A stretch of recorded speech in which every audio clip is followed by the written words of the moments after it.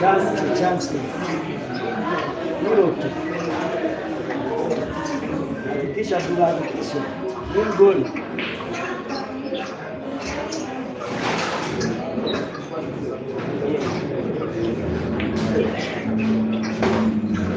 Sawa. Kesho ya goli.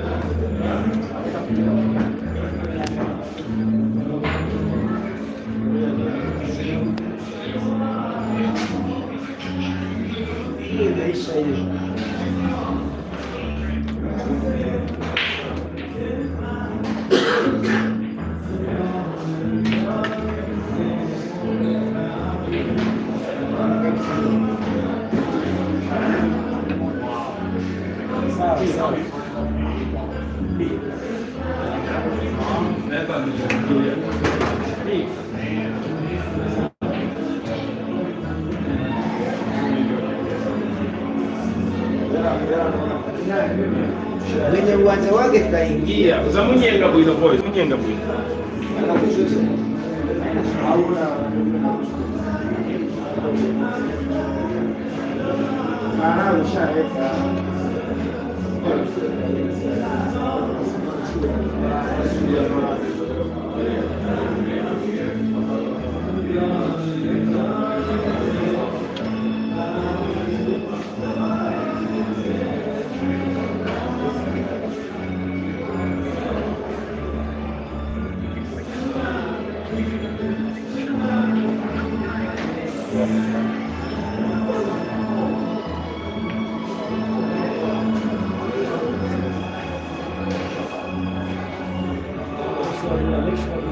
Chance.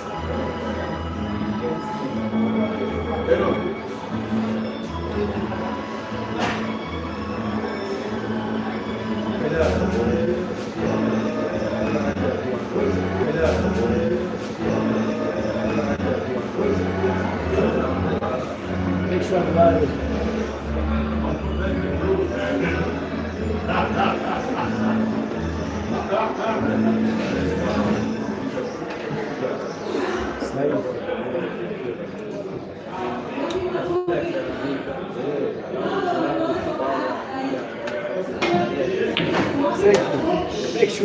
Make sure jitume.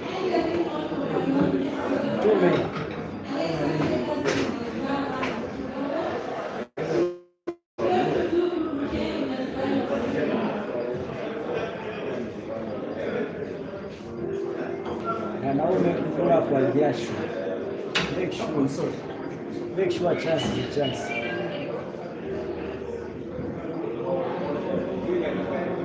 So is it me? Yeah. Unambia wako. Hey. Fuck around, fuck you.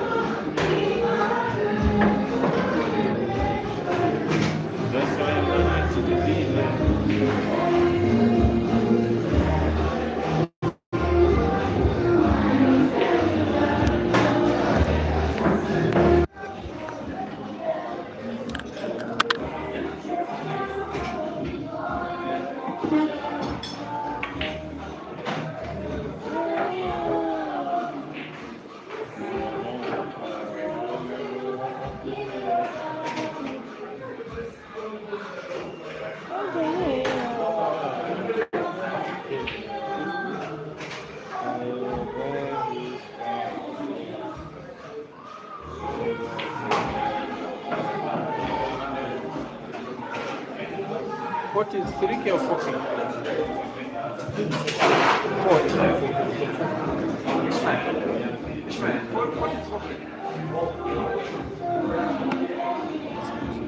Can I talk to you?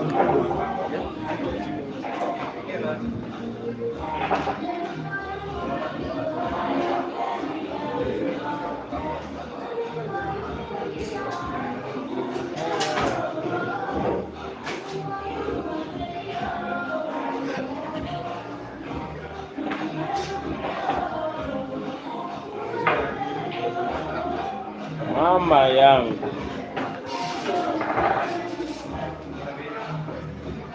Mjukuna.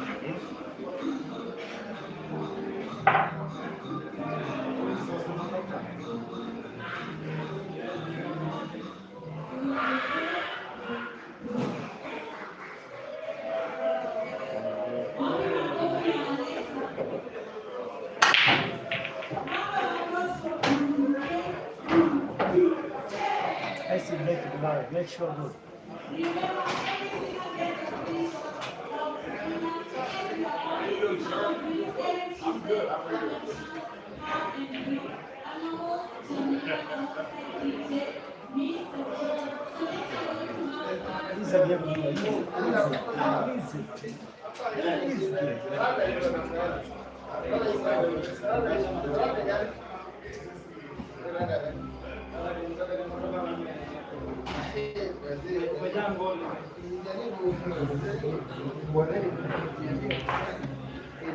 Guilty. I need to pitch it here. So I remove this one. Who is this one? I use that one. So what is it? Yeah, I don't sit here. I sit. Don't.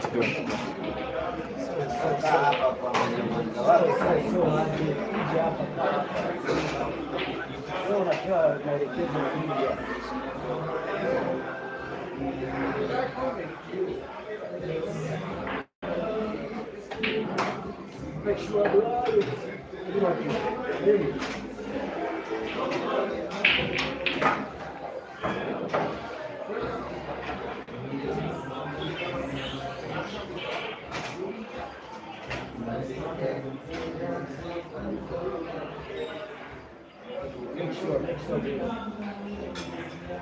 Kuti unajokera magoma makolo sidi mambo nyamubwera so makola chura wana izi the mistake because makola kokura wana ndizo zote sio gome ndizo wana sina zingaje sana kwa huko ndiye zote zana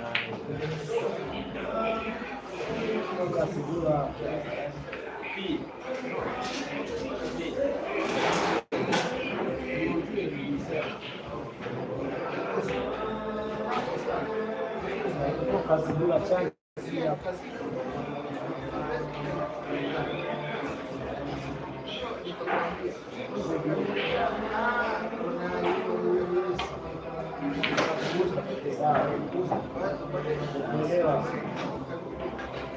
Elewa jitume.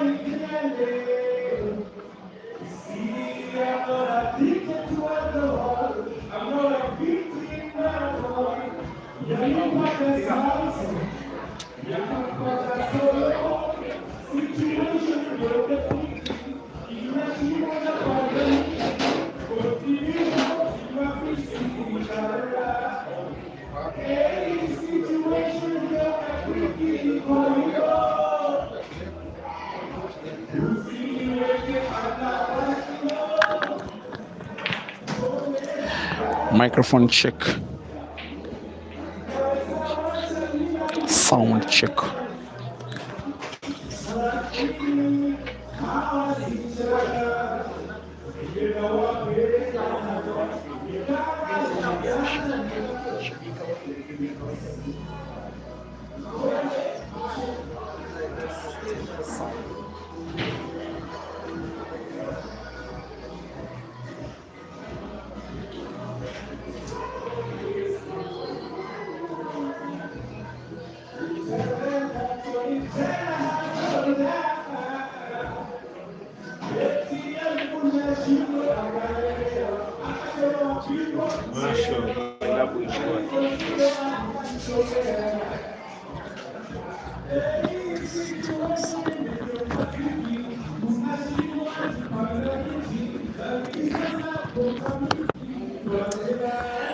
Dear viewers, please accept my apologies. The pot is not $3,000, it is $4,000. It was just a pasted subtitle that I as well used for an initial match involving these players. Otherwise, the pot is $4,000 US. ISHMAEL and Dollar racing to 21 right here at Mchana Pub and Grill in Nairobi. The other little bit of apology, maybe for the first 15 minutes we shall not be having commentary. It shall be returning maybe in 15 to 20 minutes as the commentator shall be having a meal break. ISHMAEL versus Abdullah Hussein right at Mchana Pub and Grill racing to 21 for $4,000 US. The stream remains on. Commentary will return shortly.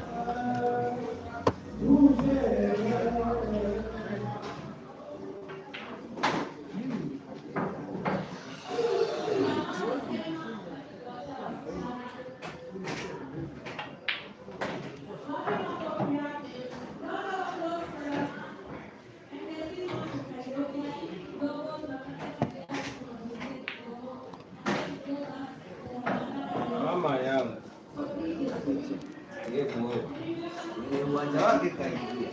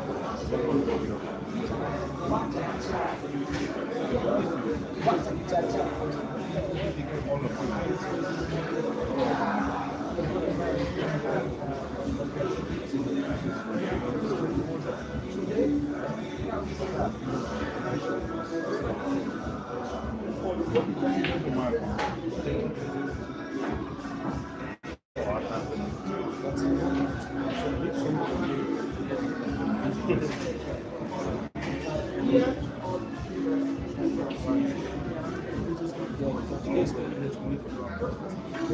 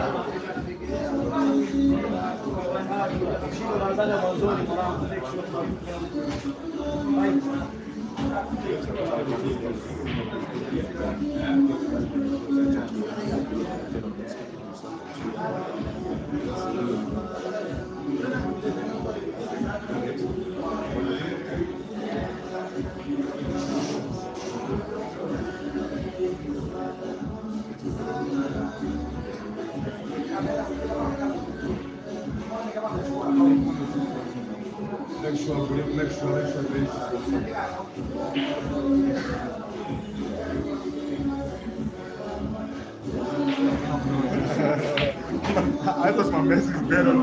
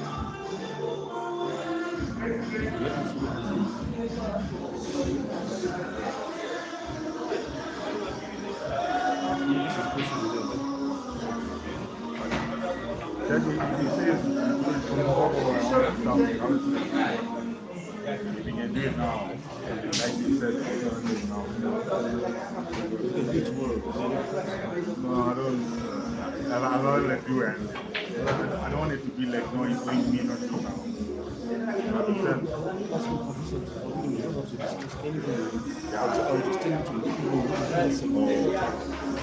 perfect. I don't want to have it. Like I said, can I have something? When I use people come I used it before, and then my girlfriend actually helped me say, what is the one you use? There's nothing to come and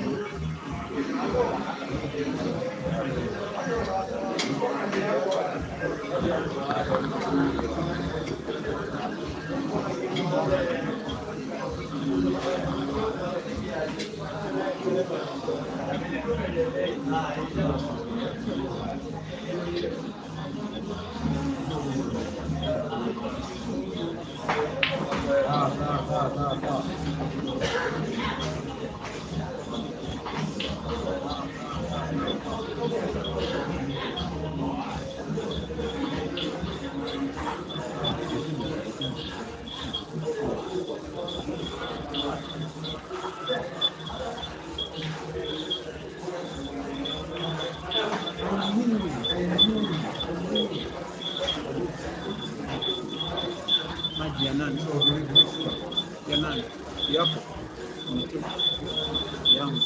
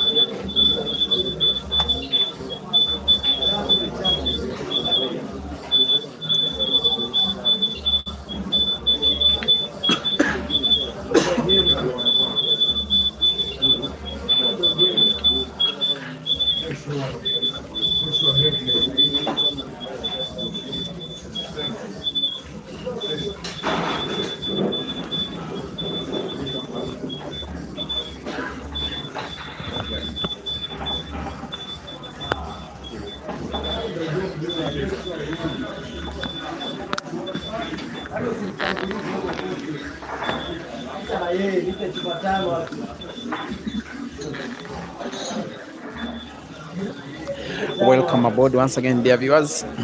For those that have been following this store, you probably know, and perhaps very well, that there was a promise between ISHMAEL MTHETHWA of South Africa and Abdullah Hussein to take on each other 5 times. So far, they have done 3. This one is the 4th. Welcome to the Break and Finish Live Facebook, Channel Pool Club, YouTube, as well as Peter Cheve Live YouTube streaming platforms, where this action is coming to you live from Channel Pub and Grill in Nairobi, donning white and orange as well as black is ISHMAEL MTHETHWA representing Snipers and Tanzania, versus donning all black is ISHMAEL MTHETHWA representing China and South Africa. The 2 of the best shooters from their respective countries are agreeing to register 21 for $4,000. So once again, I beg your pardon, the caption and the video was wrong. It does read register 21 for $3,000. It is actually $4,000. I had to use a pasted caption that I used earlier for a match that happened between these 2. Actually, the very last, but tonight's is for $4,000 with Keymasters and Mchana having staked 2,000 apiece. 7 frames have been played so far. The score is 5 frames to 2. The South African, that is ISHMAEL, is the player that is in the lead. Racing to 21. Action that I expect will take a minimum of 3 hours. And we'll come back from that first money match of the day. A rematch of action between Jerry, the South African, who did beat the Zimbabwean, that is Eshka Chimbwana, on this very table by 21 frames to 12. This one will be having Abdullah Hussein trying to win a 3rd frame out of 4. The first race between the two was for 4,000 US dollars. It was won by Abdullah Hussein at Jamlock Sports Center in Machakos. The second was played right here, same venue, same table.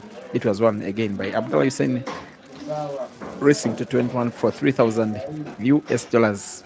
The third one was the race to 21, the same exact venue, same exact table, racing to 21 for 3,000 US dollars. It was won by ISHMAEL.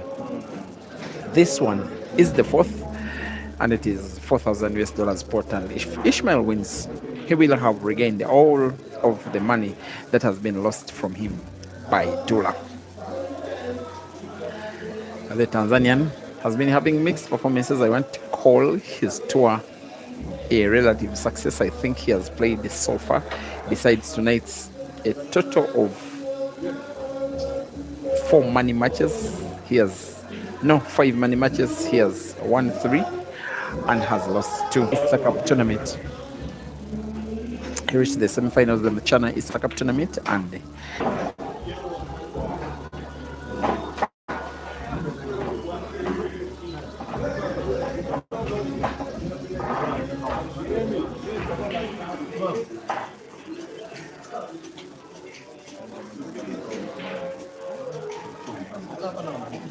after a very tough fight, dear viewers, frame number 8 has been won by Abdullah Hussein. It is now 5 frames to 3.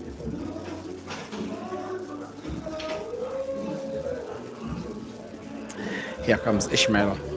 Even when told to have other matches against other players, though he has been giving them action, he's been saying, most especially in the pre and post-match interviews, that he has business with Dullah. And he said Dullah called this one a marriage and said that ISHMAEL was the wife. Then ISHMAEL said that I am happy, I will take the position of being the wife as long as I get all my money from. It is 2 players that are both coming into this. It is 2 players that are both coming into this big money match on the back of victories.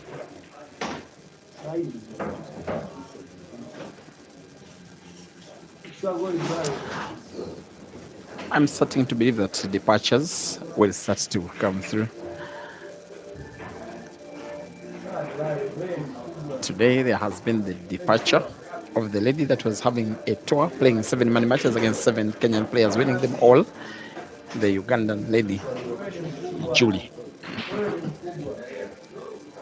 who has boarded the bus to Kampala. And then tomorrow, the Ugandan youngster Herbert Mukesa will be departing Nairobi for Kampala to catch up with his studies, of course. As for the Tanzanians, when they will be departing all at once, because they came all at once. But I just have a feeling in me that Chairman JNM will provide something extra. He normally provides very good surprises, like you saw what he did in the weekend, causing inflation at the venue. Cash prizes for the top 8 participants in the Chairman's Easter Cup, as well as cash prizes for the top 4 in the team event.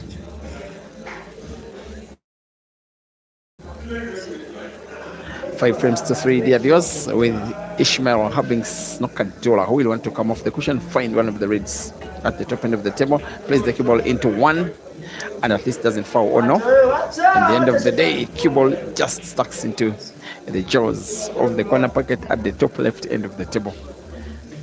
The shot is legal, and Dullah survives the foul. ISHMAEL does have 5 years, one of them frozen to one of the reds that has a pile-up round. That's the master shot.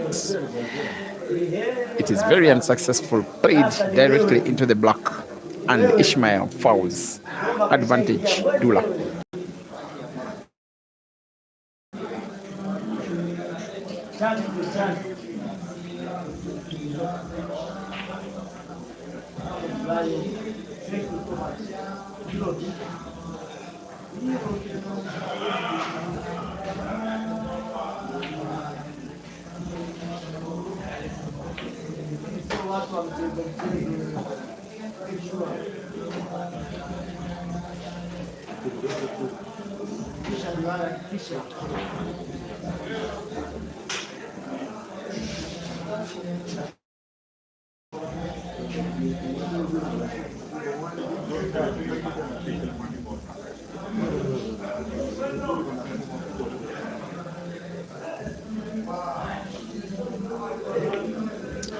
And with just over 1,000 people, 1,500 people watching live combined on the Facebook and YouTube streams.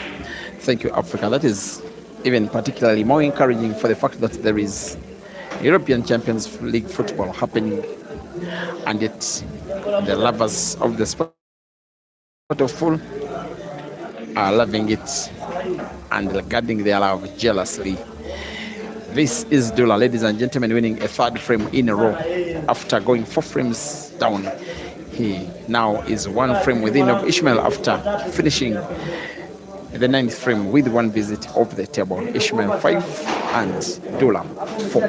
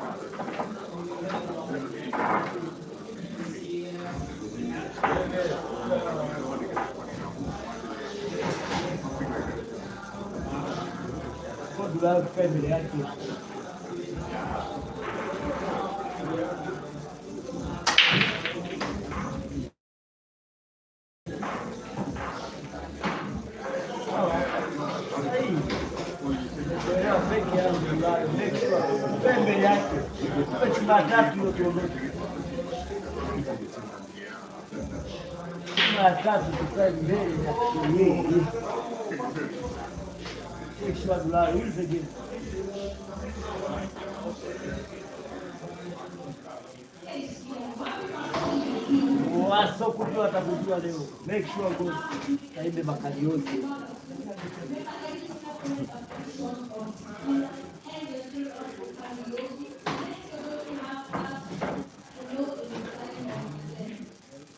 Tula, make sure mwanangu, make sure.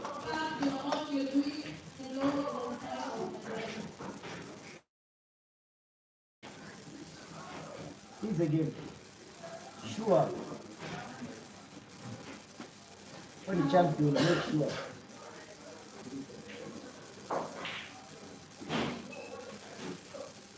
Confidence, Yamini. Yamini ni mkubwa.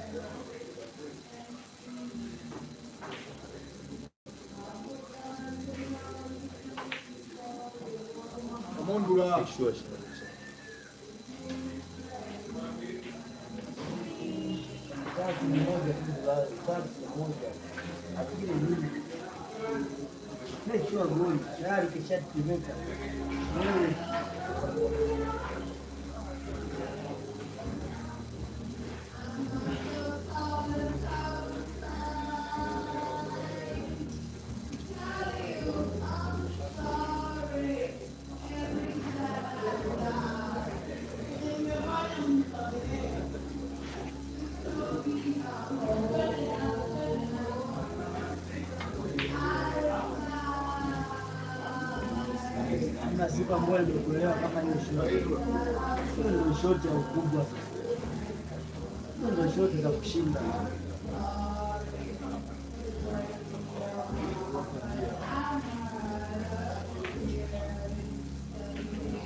Toka shetani.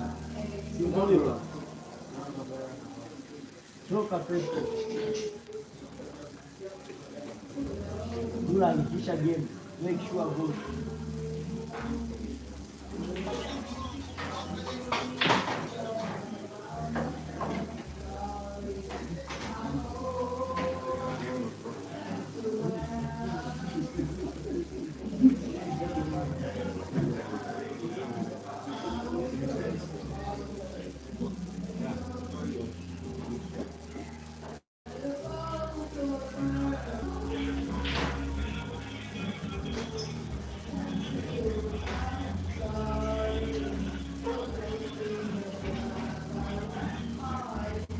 Make sure.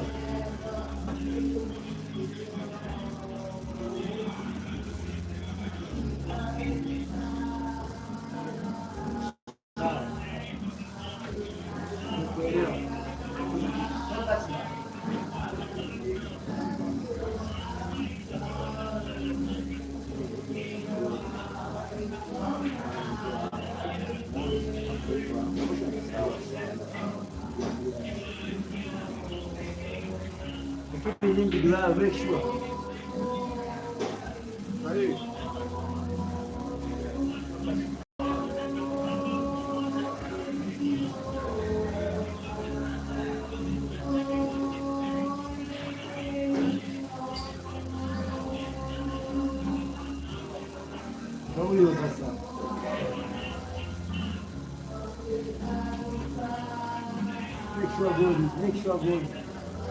Akili nyingi.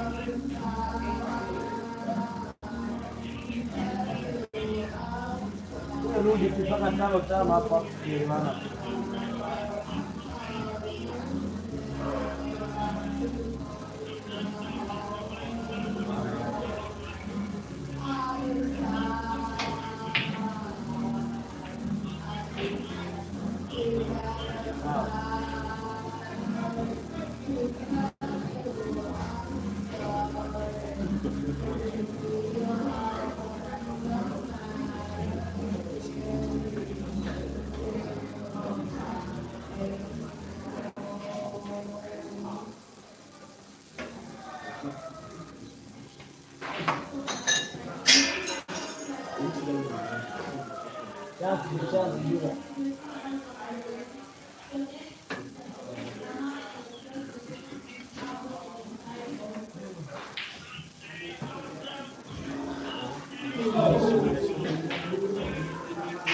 chansi ni moja.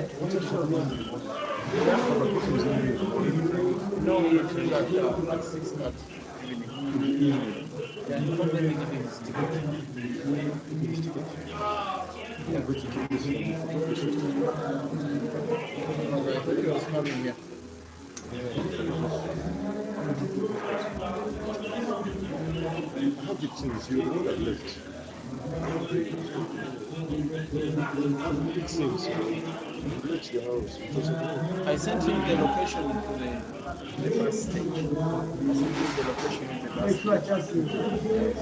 Just get to Canada. Make sure you have a chance in the chance here.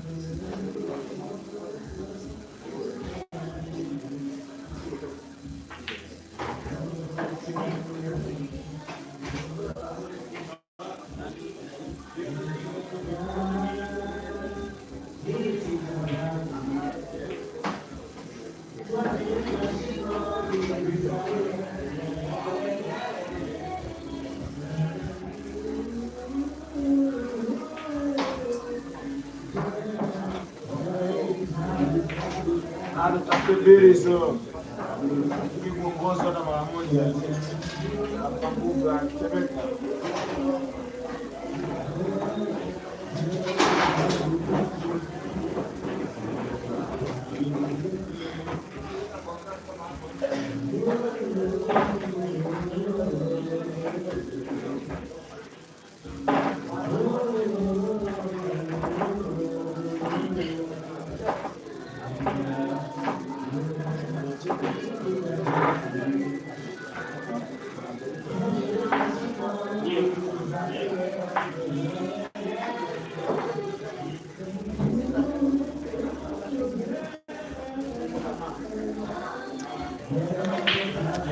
Ten frames have been played, dear viewers. That marks the end of the first quarter of the match. Race to 21. South Africa's ISHMAEL MTHETHWA is enjoying a 6 frames to 4 lead. After this, that will be the end of the day. Thereafter, tomorrow there will be expected to be some Monday matches, but still pending some little bit of confirmation. Tomorrow, Wednesday, maybe safe. Hamad versus Hazard, and those two are contemplating having home and away matches, with Safe hosting Hazard here at Mchana, then Hazard the following day expected to host Safe at Jamlock. Also tomorrow, expectation of Ibra versus Kelvin. That one should be happening at Jamlock, but also pending confirmation by submission of stakes by the respective players. And then the one that is also pending for Saturday is maybe the biggest of them all that has happened so far, with due respect to matches between Abdullah and Saif. Also Saif versus the likes of Ibra, Saif versus the likes of ISHMAEL versus Ian, ISHMAEL versus Dullah, and as well ISHMAEL versus Dog City. But if it does happen, the game between Jerry and Caesar will be a little too special. If it is happening, it will be happening right here this coming Saturday evening.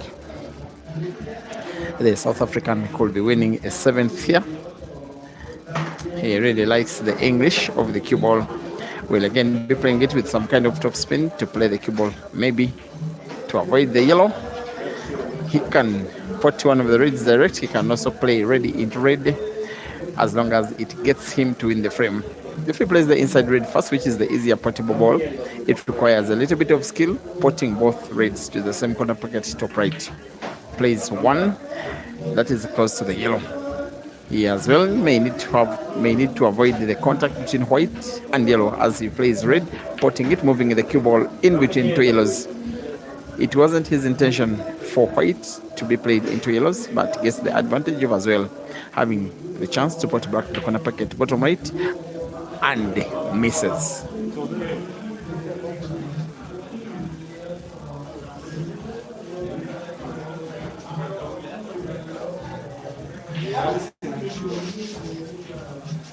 Second money match of the day. The first one ending in victory for Jerry over Eshka by 21 frames to 12. That is the only action that Eshka had in mind as he was coming to Nairobi. Tomorrow, just about lunchtime, he will be having a flight back to Harare with Kenya Airways. Going for clearance number 5 is Dola. Was the red close to the corner pocket, close to the cushion. As a reason to worry, he may have to play some kind of snooker now. A snooker can be a little too risky because the angle will not be that difficult for Kelvin to find. And finding the black, finding the angle in some kind of way, of course the black will be sunk. However, Dula snookers. The beauty is that even the direct angle has been snookered. As though ISHMAEL will want to play off to cushion 2 questions. That is the right question, then into the left question. But he's now playing mass shot. This one will be the most difficult of them all. It has to be a very sharp cut of the white, round yellow to move towards the corner pocket, bottom right where there is the black. Even thinking it's possible just seems bizarre.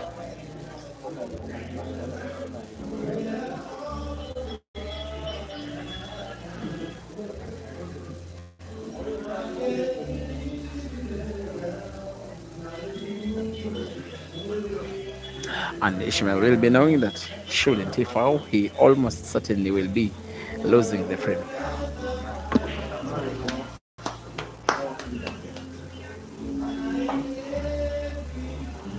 Comes the cue ball, almost spotted black magically, but it goes down as a foul, as a chance for Abdullah to take the frame to himself. If he does, he will have won the first frame of the second set out of 4 that they will be playing for the completion of the match. He has not potted, but that will be okay. Clearly, this one is for the Tanzanian to win or lose.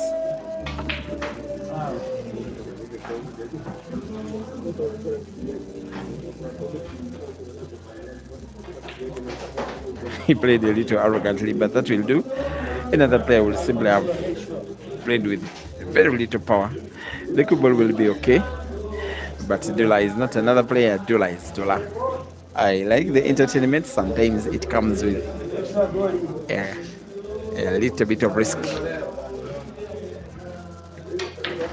And manipulates the best possible cue ball for the remaining yellow on table, even with his eyes closed.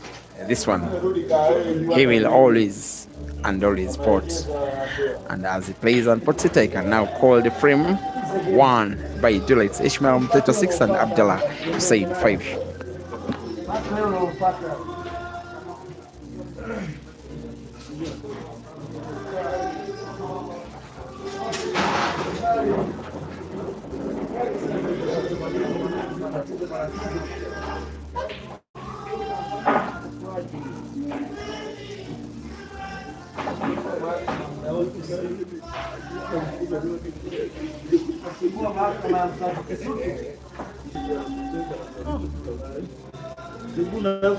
Make sure.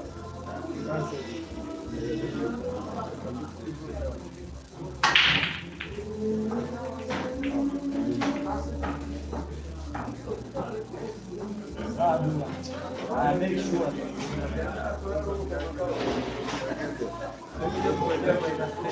Chance is a chance, my boy.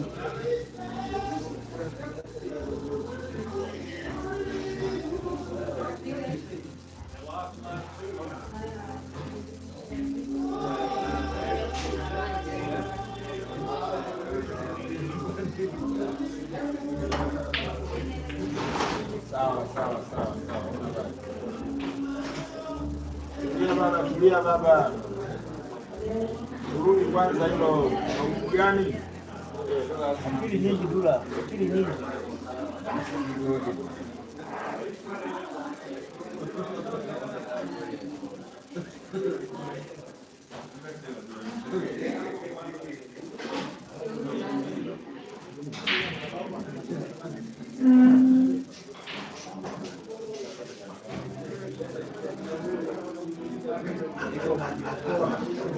Akili nyingi Dula, akili nyingi.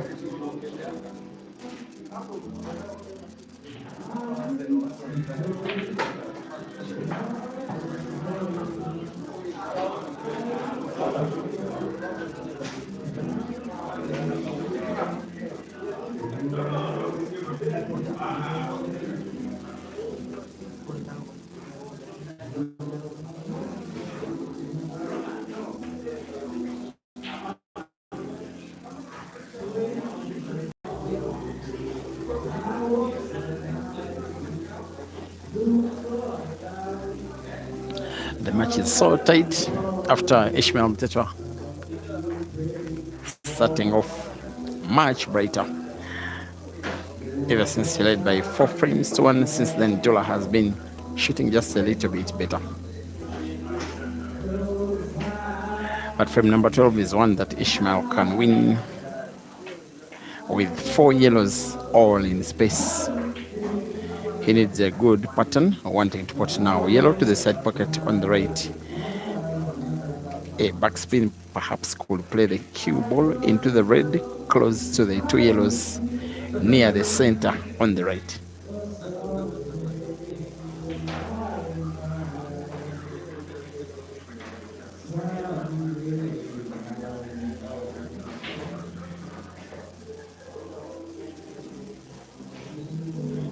Is what he's trying to do. Plays the cue ball off the top cushion, moves it back. He's made it just a little too difficult to finish the frame once, but he still can. Of course, he has a left hand and a good set of skills to bail him out for the guy that is part of the China Knights team that won the team event that happened right at the venue yesterday. And that is there's no better way to recover than what ISHMAEL has just done there. He will be enjoying the support of the Kenyan fans, of course, as a member of the China Knights family. They will be cheering him on as their own, and will perhaps want to put both yellow and black to the same corner pocket bottom right of the screen. As cue ball is played round the black, the frame will be won by the South African right against the black to record the 7th out of 12. ISHMAEL 7, Abdullah 5, race to 21 for $4,000 US.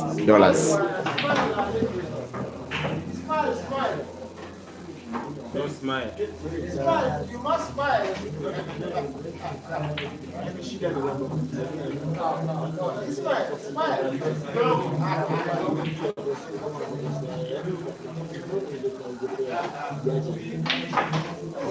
Smile, bro.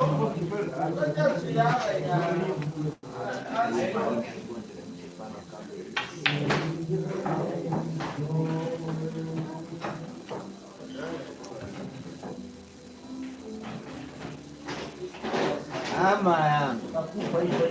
Game over.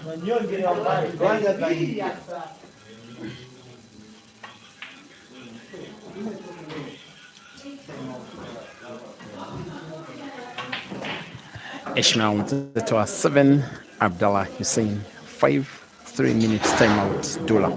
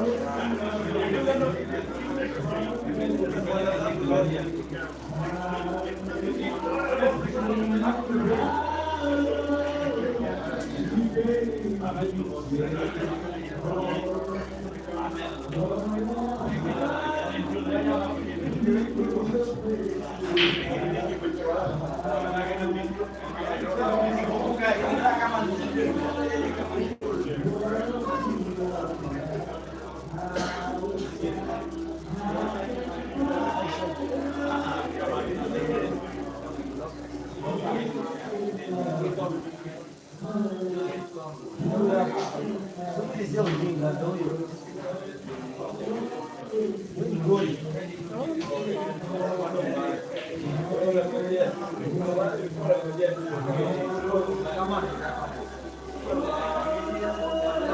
Make sure take area. Kameza kagua yenu.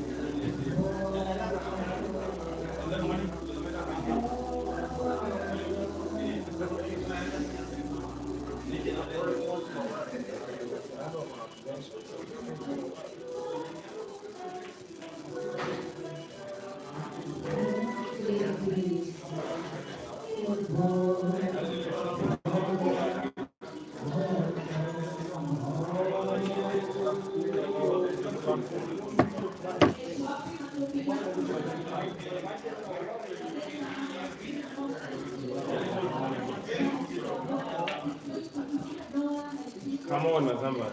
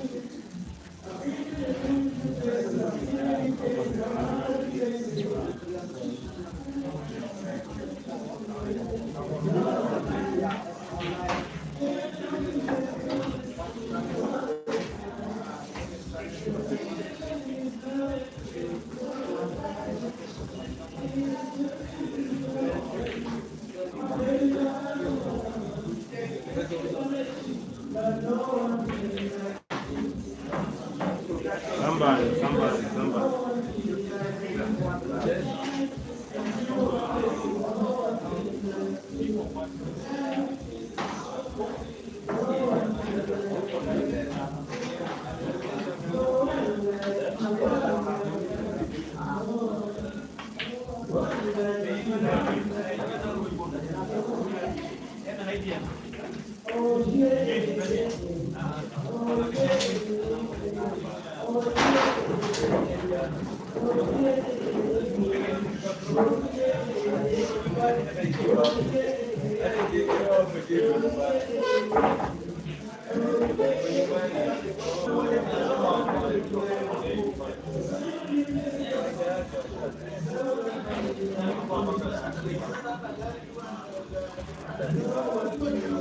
Mama yangu jembo huko.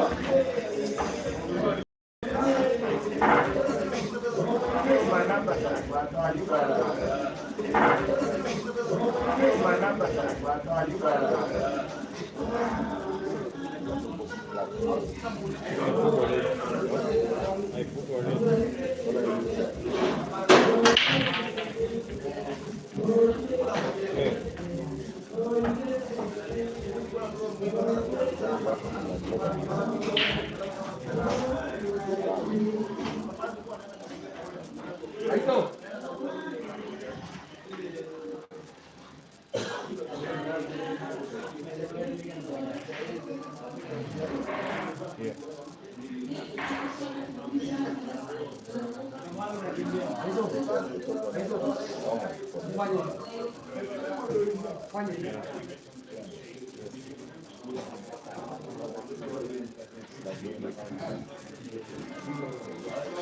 Engineer coming from Malawi.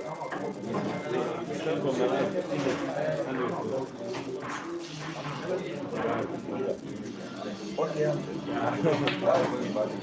I don't know. So it's one way. But in Malawi, I went to Nigeria. I didn't know.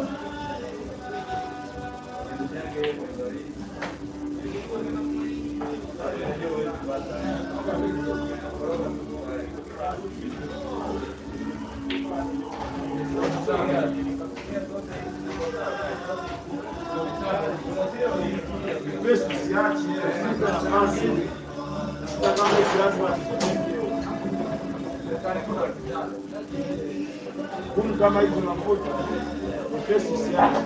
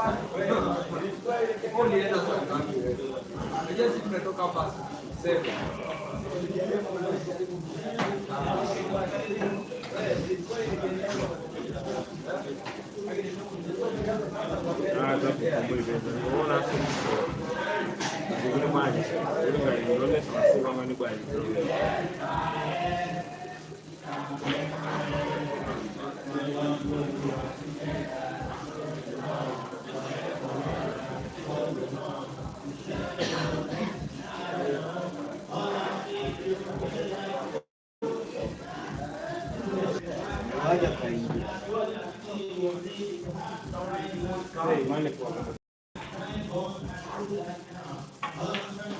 Kila.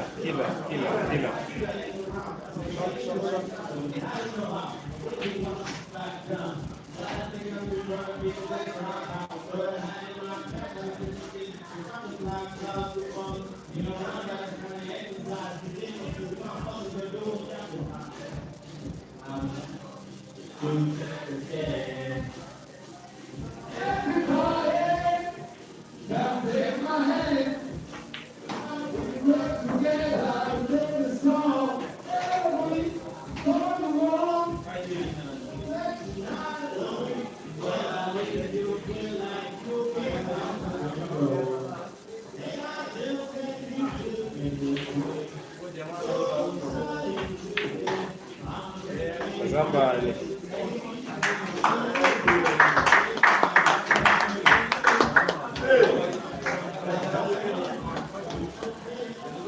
Muoba mama yangu kaingia. Nyenge bwino, make sure bro, make sure.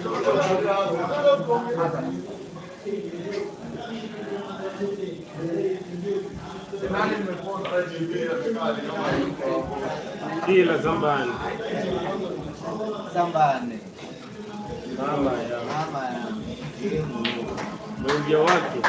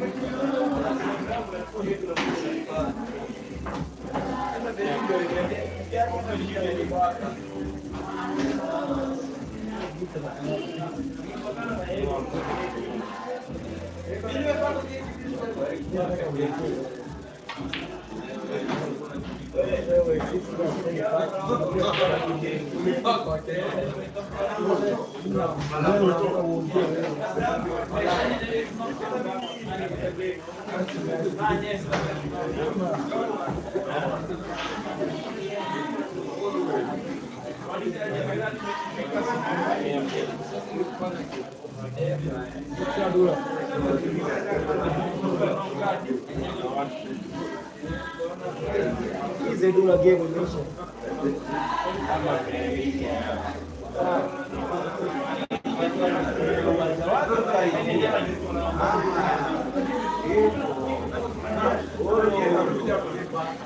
Tukasema lazima tufanye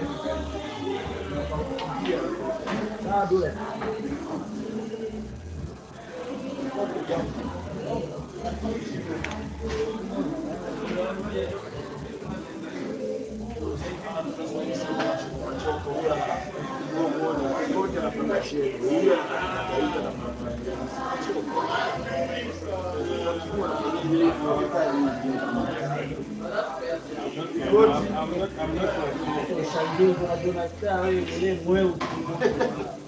ni mweu. Hao wanapokupangilia pangilia huko Kenya wanajiona kama wewe star. Wewe ni mweu. Sisi tunakuchukulia mweu tu mmoja. Kama Dulayo. What do you say nini? Wewe ni mweu mmoja. Strong boy. This why. Mambo mengi maeneo. Unacheka. Fikote kesho. Wewe kwa fikote usiku.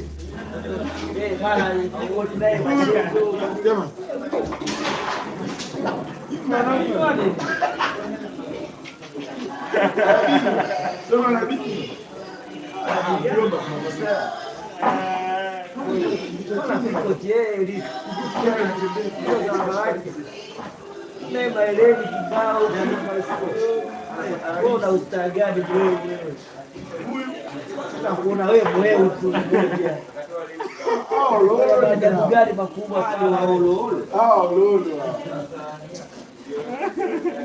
ni maololo. Mama. This is game over. Acha. Okay. It's okay. Give him Mazamba. Sawa. Go ahead. Kwa sawa bwana. At least beaten. Ni maololo je.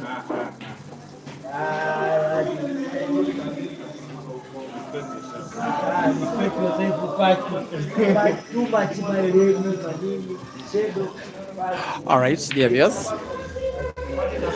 Events in the last 30 minutes have seen ISHMAEL take a 10-frame lead. A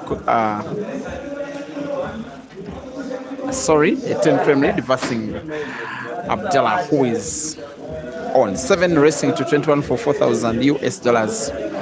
The umpire of the day is a certain Mr. Ding Doro, Kenyan resident, originally from South Sudan. Be reminded, dear viewers, these guys are taking each other on for what is the 4th time at the 3rd venue. The first match between the two happened at Jamlock Sports Center in Machakos. 2nd happened here, 3rd happened here, the 4th is happening also here at Mchana Pub and Grill in Nairobi. The first two races won by Abdullah, the 3rd by ISHMAEL. If he wins this, it will be him recovering all monies that have been lost to Abdullah.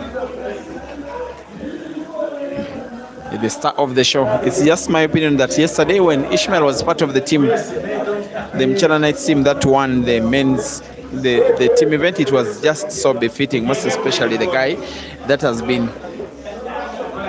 the player around whom this entire tour of Kenya has been revolving. The red is spotting is the would-be bird of 3 he's having, and is missing it, and is missing it big. A little bit of a chance for Abdullah, just that cue ball he's having is so thin, almost can't do much with it. Potting is close to not realistic, playing safety also equally difficult. Maybe have a right cut on the yellow, try to put it to the center pocket, has to be a very sharp cut. In the same shot, he as well has no control of the cue ball here because he plays it with too much power.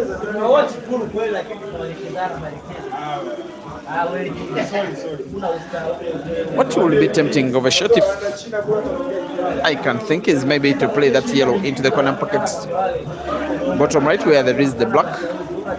Try to guard the black by having as many yellows as possible just behind the black. He's going for a cut and recovers by putting both yellow and red in a legal shot. He still has his work cut out, Dula.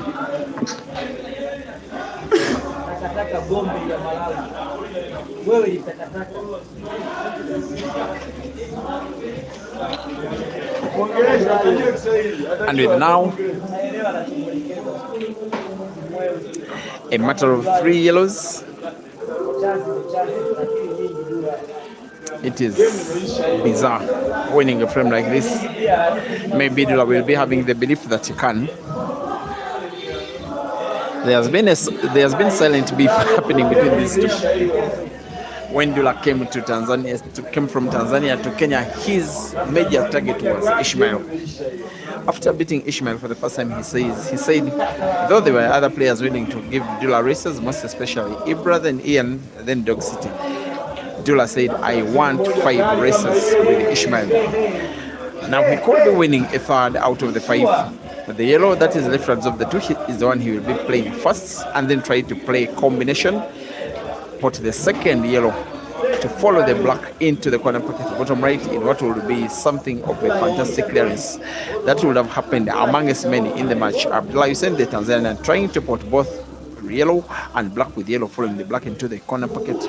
It will not be easy. He has to apply full calmness, full composure, full concentration to ensure that as the yellow is played into the black, it does not hit onto any of the sides of the black. It plays into direct to create chance for yellow to follow black to play and put by combination and win the frame. And it's one. Abdullah Hussein wins and wins quite magically. Dula 8, ISHMAEL 10. Race 21 for $4,000 US.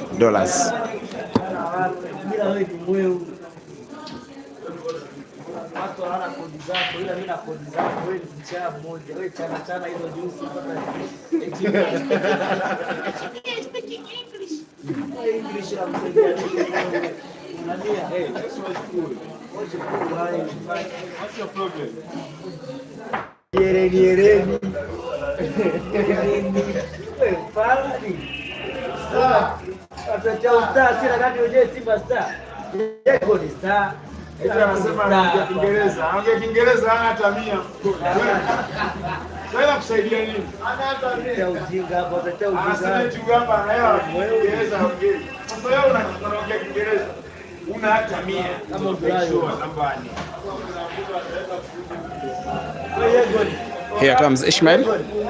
For almost the entirety of this match, he has been leading. But now Abdullah Hussein is worrying the crowds.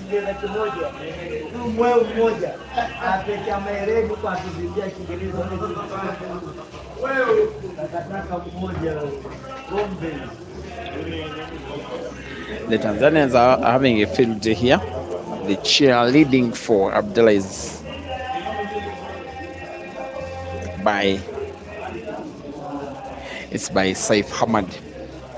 Also, welcome back from those that have been watching football. I now gather that in the European Champions League, Real Madrid have been defeated by Bayern Munich at the home of Real Madrid by 2-1. I almost said 2-1. I also gather that Arsenal have won at FC Porto by 1-0. Those are first legs in the respective quarterfinals. Looks like the teams that won away from home could be headed for the semi-finals. That is Bayern Munich and Arsenal. As much as ISHMAEL could be winning frame number 11, he may want to put both reds to the same corner pocket bottom right. Lovely backspin, which pretty much confirms victory of this ongoing frame. Has to be careful. A little cue ball for black is not natural. He has to play with precision, little power, much precision and perfection, and wins the frame. ISHMAEL 11, Dula 8, race to 21.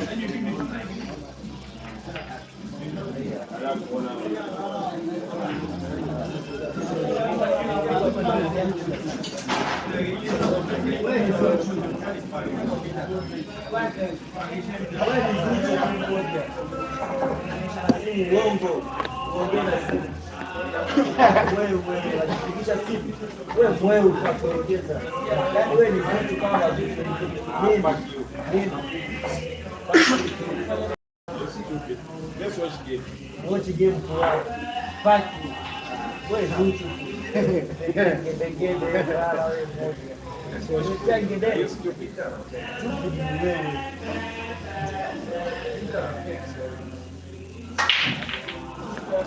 This is the break of frame number 20, taking us into the end of the first half of the match. It's been competitive enough, just that for some of the time in the majority of the match so far, Ish has just been a little more competitive, most especially the first 35 to 40 minutes of play when he led by 4 frames to 1. You get the feeling those 3 frames with which he led are the 3 frames that are still having him lead in the match. The table is open. Abdullah fails to put. Table remains open.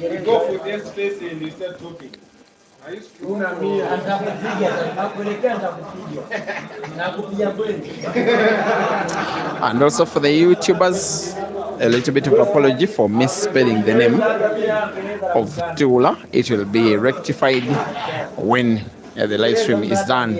Table now gets closed by ISHMAEL. He, however, does not get to play the cue ball into the yellow that is touching 2 reds near the bottom right corner of the table. And it will be highly unlikely that he will be winning the frame with his ongoing visit of the table. That's why he, rightly so, in my opinion, plays safe.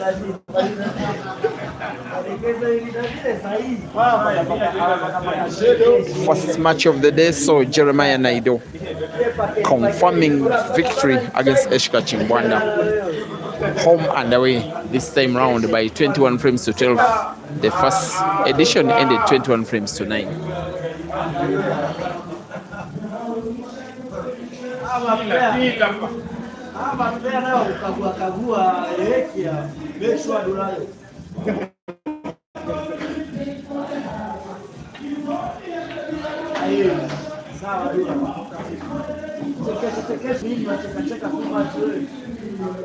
How can Abdullah do? What can Abdullah do here? Look at the position between white and red. If he puts red to the center pocket on the right, the cue ball could be played into the 2 reds touching each other, also touching ISHMAEL's yellow. If that is done, he creates an opening which could win him the frame if he finishes the pattern. But the idea is to play the cue ball into the 2. Oops, I'm not so certain that's the right shot. The red close to the side pocket gives him the white ball to play it into the reds touching yellow almost naturally. He plays and opts for something different and can only be vindicated if he wins the frame anyway. Has pretty much the same kind of white he had prior, this time with a little more distance, having to put the yellow. Red plays the cue ball into another red, but does not create an opening enough. He plays red at the top corner, top end of the table, where ISHMAEL has his yellows. A shot that has been played well by Abdullah, but fortunately is the way of Ish. Goes for the sharp cut, has to pot. He cuts sharp and plays the cue ball into the red. He may have to do exactly what he did before, try and play combination shot. Of course, now it is a lot more difficult. He's going for the bank, off the cushion into the corner pocket, top right. There goes the shot. It's a miss. It was always going off the moment it was taken.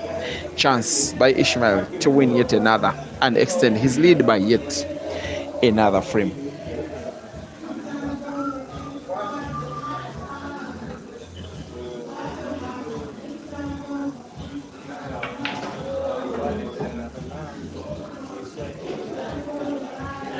You are watching an organized money match between South Africa's ISHMAEL MTHETHWA donning all black, and then Tanzania's Abdullah Hussein donning a little shade of orange, white and black. They're racing 221 for $4,000 with ISHMAEL now onto the last 3 yellows on the table, wanting to put one to the corner pocket top right, drawing the cue ball slightly backwards to avoid contact with the black, and in a position where he can choose to decide with either of 2 yellows left on the table in a frame that Abdullah knows is pretty much gone away from him. ISHMAEL will want to put both yellow and black to the same corner pocket, putting yellow, playing the cue ball round the black off the right cushion with maximum power balance, and the rest is a formality. ISHMAEL 12. Abdullah 8 race to 21.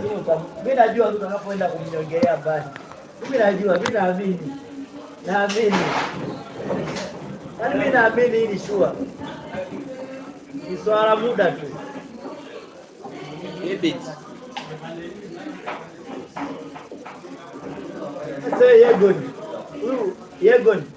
Wewe ungepata chance ya kwenda huko kucheza na hata huyo jamaa alicheza na Simba. Simba angeweka hata maeleni hadi huku. Sikio zima. Wewe huyu.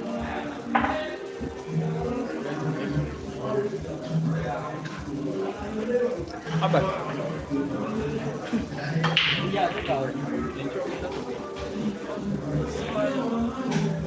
Make sure Abdullahi.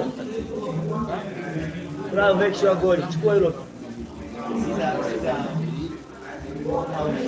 Siza ni player hana mashauzi. Wewe unaweza mashauzi wewe ni nani wewe?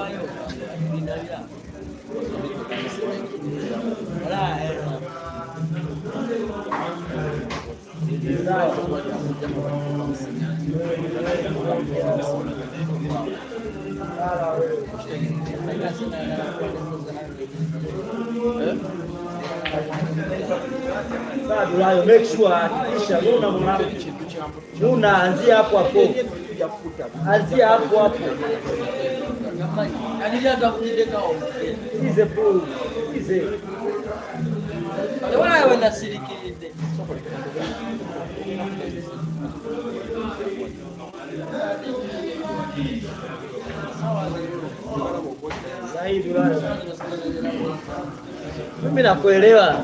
Mimi nakuelewa seti zako.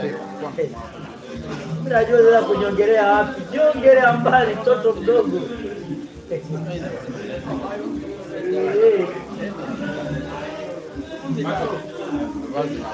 Kwa sawa.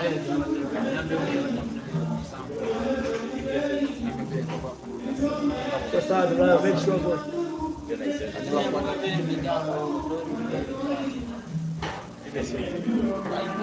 Thank you so much. Thank you so much. Asante sana.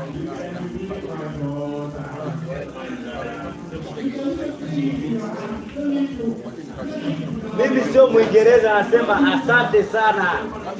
Achana hao Uingereza.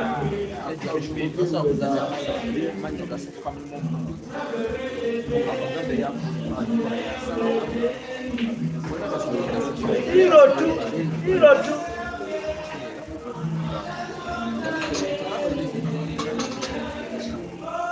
Ondwayo.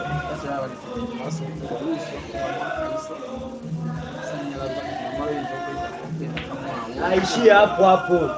Yaani agande hapo hapo kwenye hiyo. Take short. Nipe kichwa tano. Dula nipe goli tano. Don't back around unasemaje?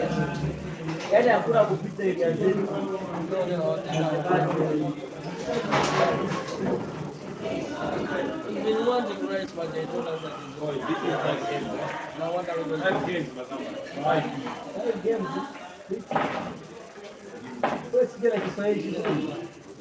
Kenya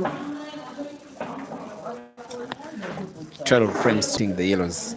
The table is open, but the break is dry. Of course, Ishmael will go for the yellows. To close the table, he will want to play red into the yellow. The table is closed. Ish on yellows.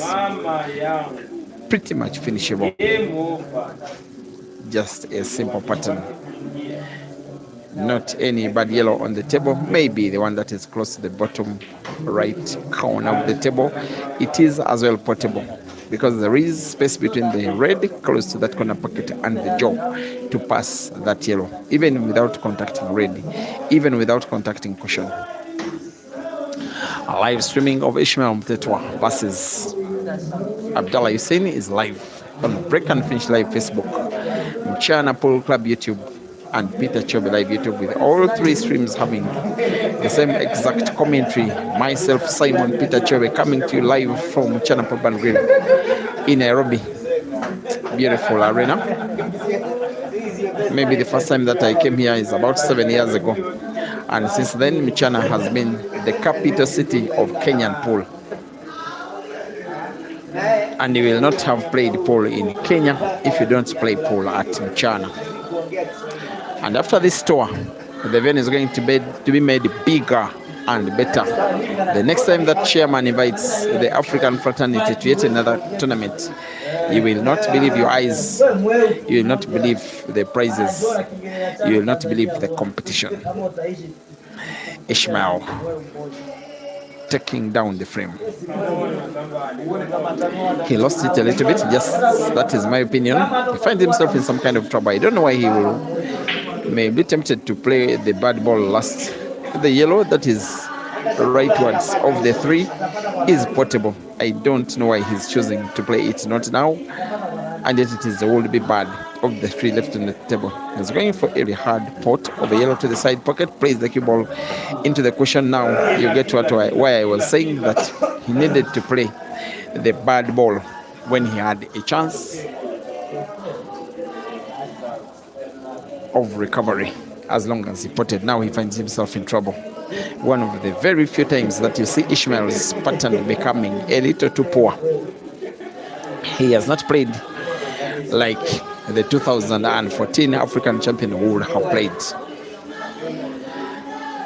The die-hard may need to move the cue ball off the cushion on the right, cushion on the left, then move it rightwards, just around the area where there is the black. How good will it be? Off the cushion into black, snookered. Advantage, Hussein. Of course, ISHMAEL will avoid finding the yellow, but not potting it in a direct shot. There comes the big chance for Abdullah to win frame number 22 to come within 2 frames of. For the first shot, he may want to put red into 2 other reds. He wants to put 3 reds to the corner pocket top right. Of course, he will. The frame is winnable. The score for Abdullah is improvable. The fans of Tanzania have a reason to smile. Maybe it will be them and their player winning frame number 22. He will want to start with the better position red of them all. Puts it, plays the cue ball off 2 cushions. That is good cueing from the Tanzanian, who will be rolling. The red is looking at into the corner pocket top left, having the cue ball to bounce off the left cushion and then move rightwards, just like that. Clearly he's going for victory of frame 22. Can't start with either of 3 reds left on the table. It will either way be okay.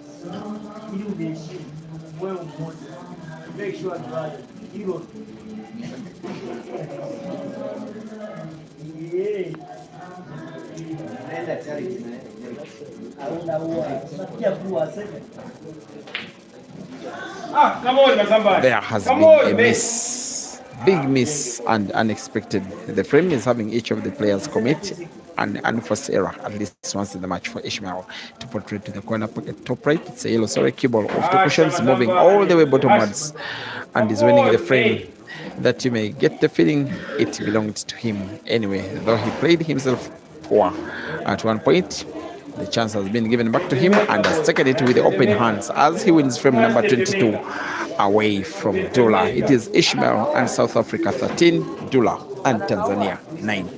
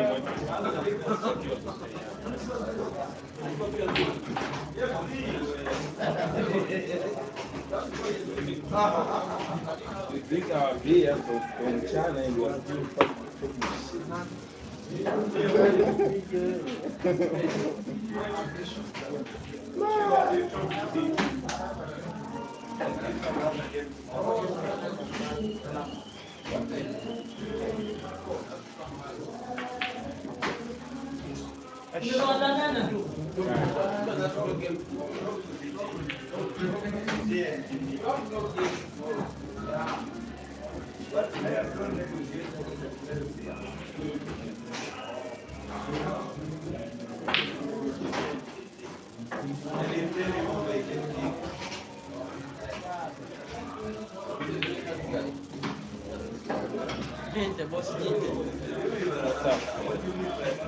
Nothing. What money? Yeah, I want one. I'm leaving tomorrow. You're leaving tomorrow?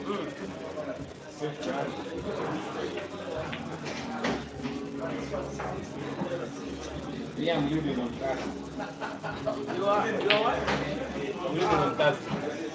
Thursday. Thursday is tomorrow. Thursday. Yes, tomorrow. Thursday tomorrow. Next tomorrow. Yeah. I'm going home. Going to back around. Pole. Gente. Gente. Give me something. Your boss.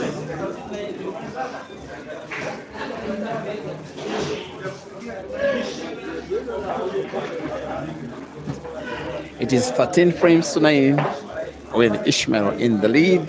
Timeout, Abdullah.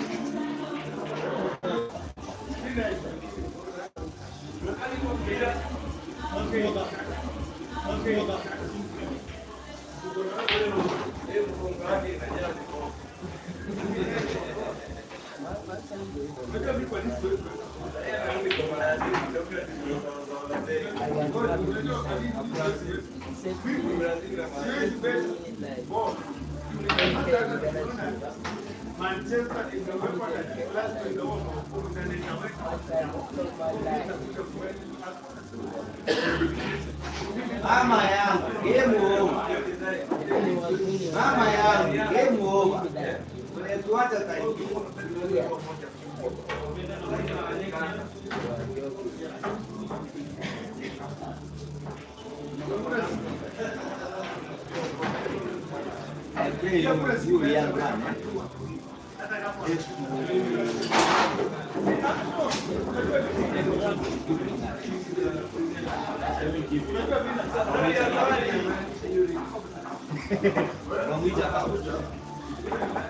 Hazo. You know good. You know this man. This man pay me 100. Boy. Niye que poke.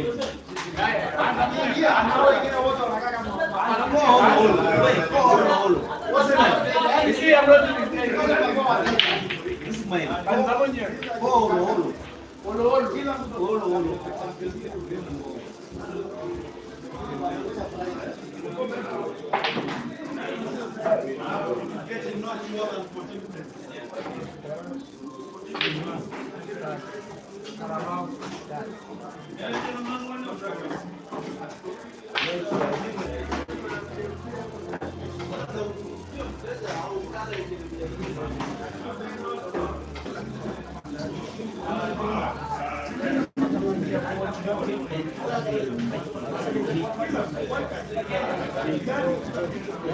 are back from timeout, dear viewers.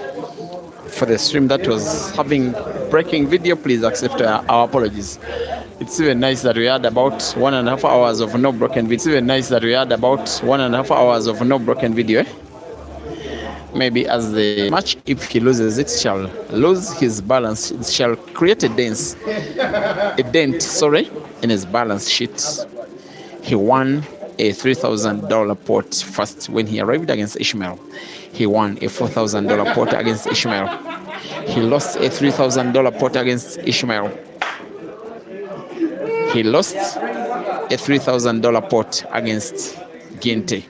He then won a $3,000 pot against Gente, meaning that what he had in profit, has in profit now, is the $4,000 in profit, has in profit now, is the $4,000 pot that he won against ISHMAEL. And if he loses today, the profit of $4,000 will come to nothing, and he may only now count, if he loses, he can only count on the third place finish in the men's singles event to create some kind of profit in terms of the profit and loss account as he balances the books. He has 2 yellows, 2 reds, sorry, but the cue ball is not exactly where it is favorable for him to pot.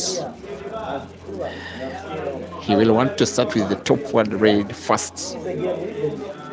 In its natural movement, the same corner pocket, he's trying to pot the red. Is it the shot he's trying to play? No, he's rolling to try and pot black for the side pocket on the right, maybe. He's going for the same corner pocket. He's going for the center pocket. And he will be successful. Abdullah Hussein 10 and ISHMAEL MTHETHWA 9. And in the meantime, shall be joined momentarily in the comment section by guess who? Hello, how is everyone doing? Hope you guys are doing good. It's really a great evening to have you here at Mchana Pub and Grill in Kenya. ISHMAEL playing against Abdullah. I think this is the 4th battle between the 2 of these guys. And I think tomorrow we shall be having a decider, I think.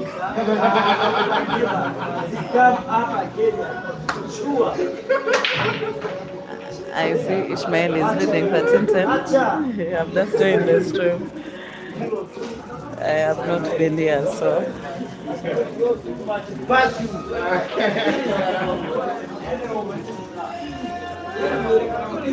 hope you guys are all doing fine. It was such a good entertainment. Welcome back from Easter. I think he's rooting out for a finish. If not, he needs to plan for that yellow that is on top, the other side, the top 8. It looks like it's the only yellow that has difficulty in finding a way of sinking it in.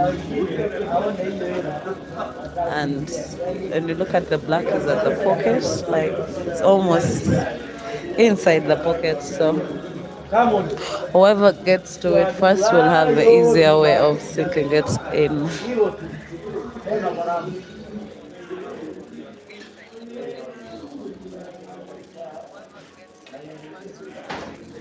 Abdullah with a very nice sharp cut slice. But still, the game is still tricky for him depending where the cue ball is and the way his yellows are. He really needs like 3 big shots here to finish up this game.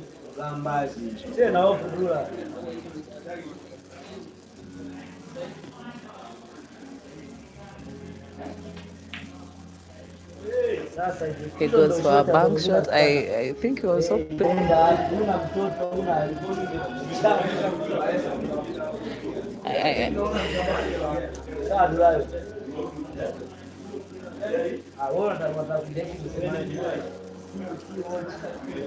Abdullah has been given a chance. I don't know, he wants to play combination shot. Oh no, he plays a good shot. How should I call that shot? I don't know that I don't know how it is called when you play and remove your opponent's ball.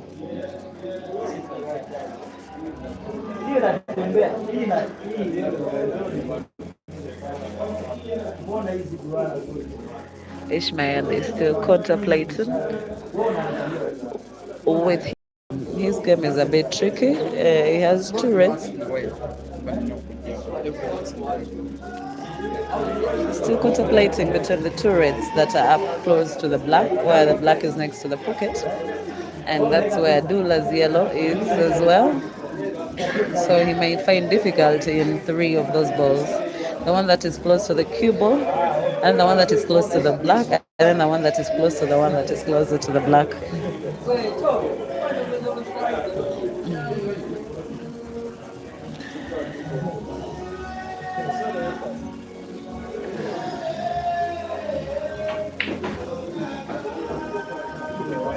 Ishmael, oh no, Ishmael fouls. Ishmael's off ball. I'm not sure if that yellow can pass, but anyway, he has a better side. Oh, perfect for Dula.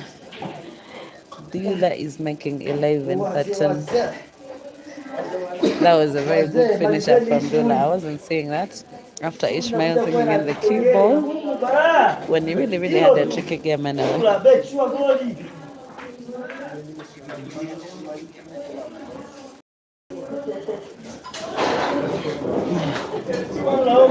Tia tano mwanangu, tuondoke bwana wangu.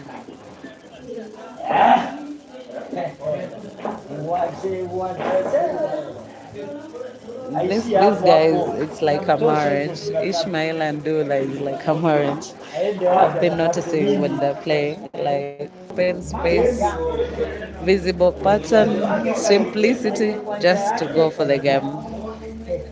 That's if Ishmael can make a break and finish. If he doesn't, we'll have to see Dula on the table.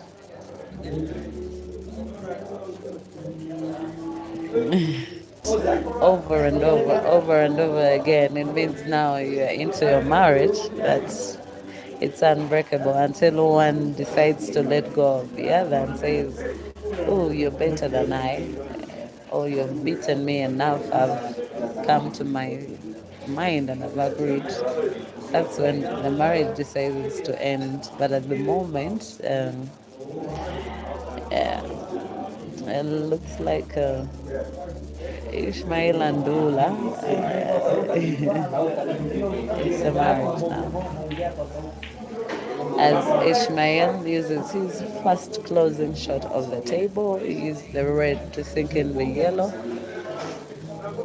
I think that's what he wanted. Now when you look at the yellows, they're far more better. I don't know about the yellow that is close to the black, because with my view of sight, it only has visible sight of sinking it in at the right top corner pocket. But if it doesn't get cue ball for it, I don't see it going to the center. Maybe the other side, the left side. If only cue ball is brought behind Ishmael.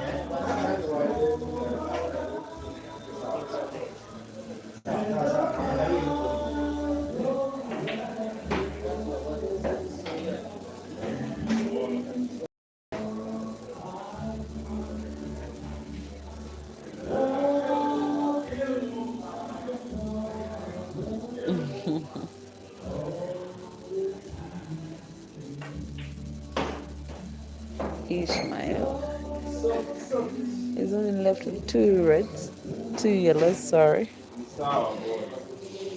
to the black, one portable to the center, and the other one, like I said before, he needs cue ball for it to be potted in the right corner pocket. I think he's trying to contemplate to see where he can leave his cue ball, because that's the only way the yellow can be sunk in. Ishmael, oops. He really needs a higher bridge of not even fouling But even of sinking in that yellow, he goes for the shot. Oh no, he didn't sink it in. Game is open for Dula. Now, Dula has been given another chance. This is our first chance in this frame.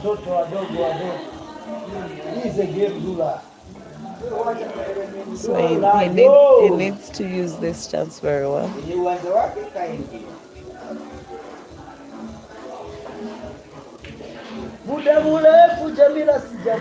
As Dula goes for defense and he plays snooker, so Ishmael has to find his yellow off the cushion down to the right corner. He goes for the angle, he sinks it in. Good shot from Ishmael. It almost fell off the table. Wow.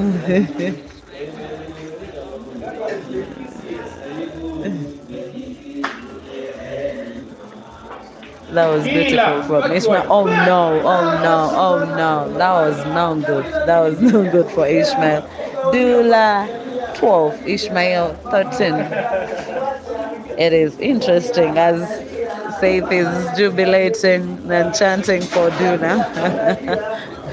Singing our favorite, one of our biggest hit songs from Chameleon, Jose Chameleon, Ugandan top artist. That is saying for you.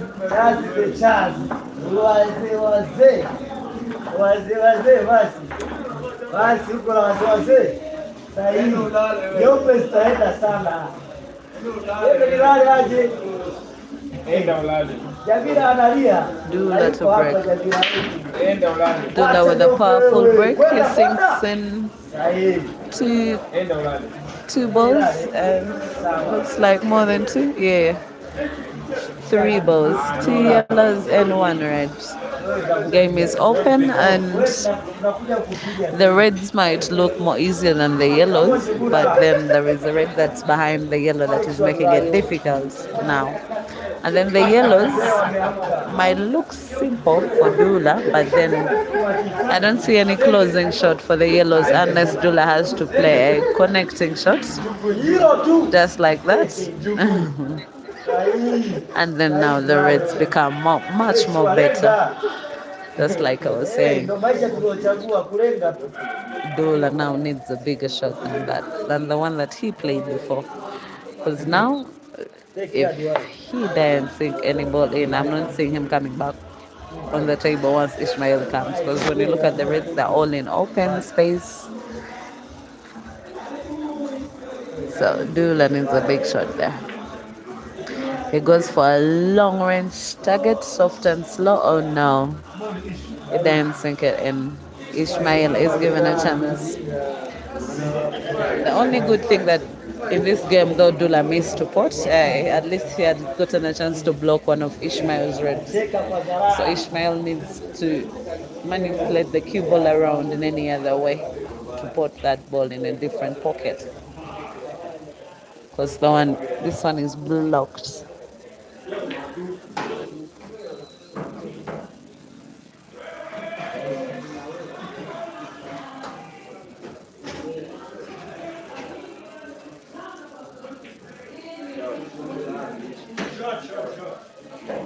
Ishmael with a big shot. That was a very nice sharp cut slice shot, because that shot is the only shot that had difficulty in it.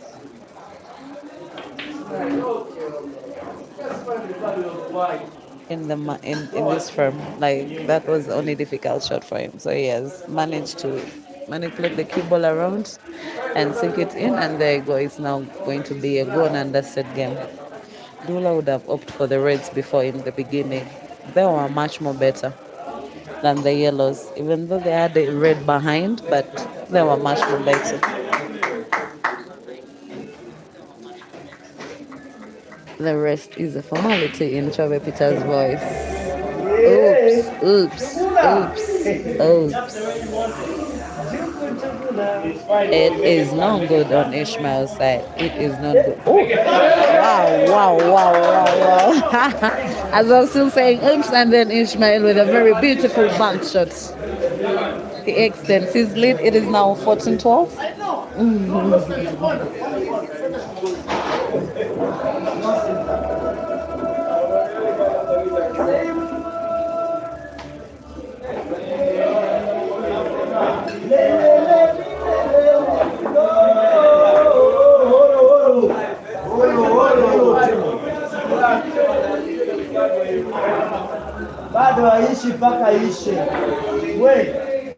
That was a beautiful shot from Ishmael. 14-12, and it's a race to 21. Ishmael breaks. Things in two colored yellows. Game is open.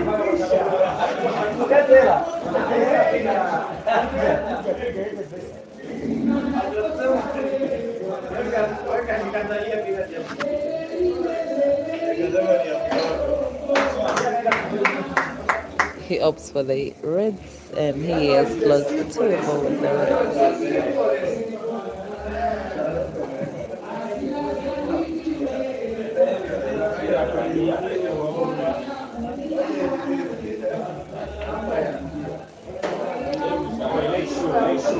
Make sure, don't give him chance.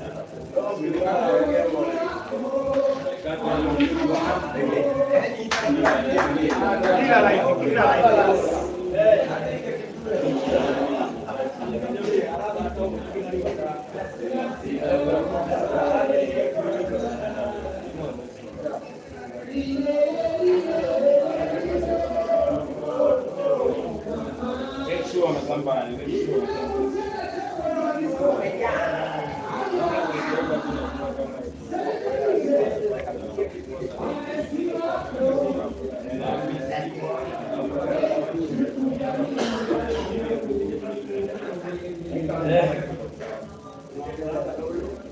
Come on, man.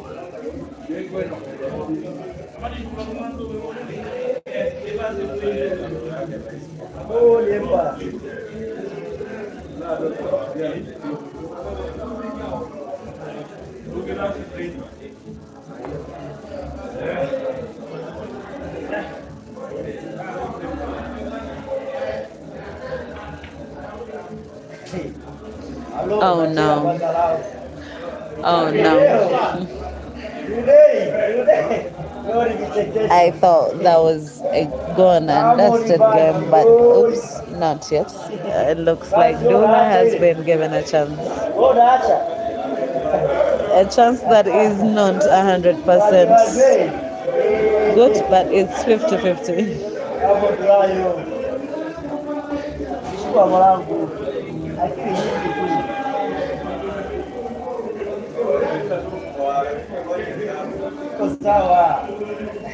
Dula goes for defense.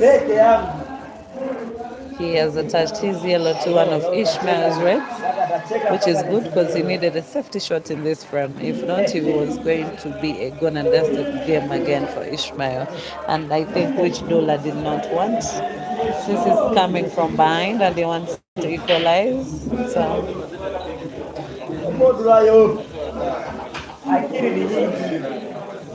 he needs to have some good mathematical plan in this frame for him to win it.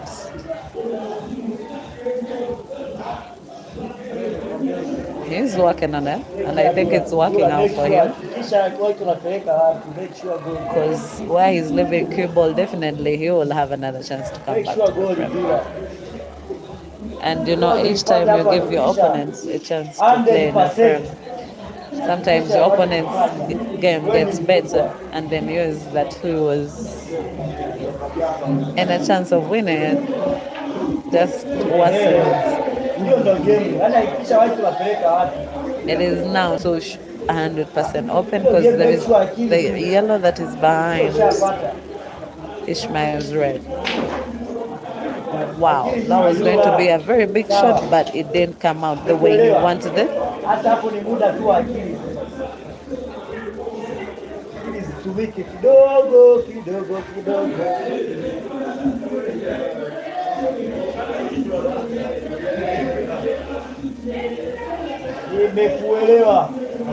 Dula. We are still watching this frame. Yeah. We are still having to watch this frame. This frame looked to be for Ishmael before. Oops, that was a serious bank shot. I didn't see that coming. I was going to say the frame looks 90% for Ishmael, but now still he has gotten the chance back.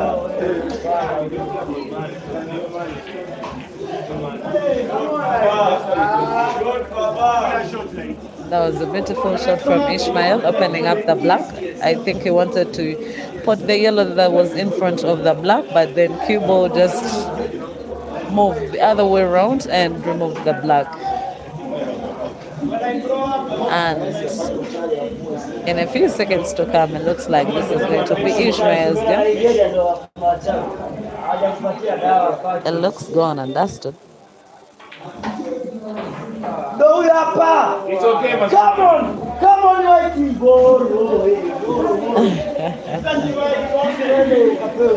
Oh my goodness.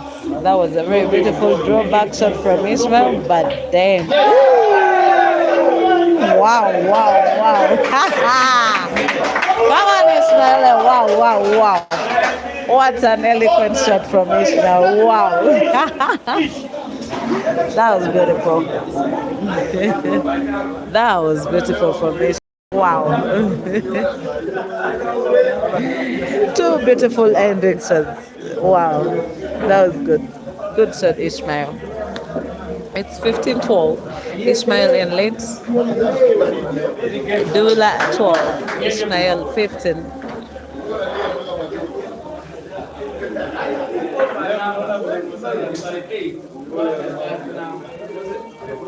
Guys, I came to play money matches, but then I don't know what's happening to the ladies.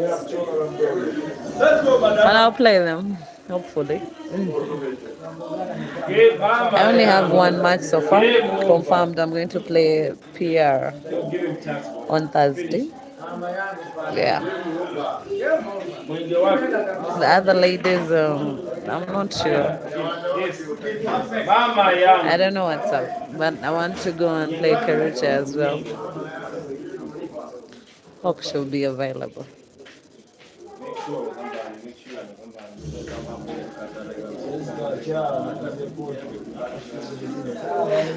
And then back to the game. It's Ishmael in play.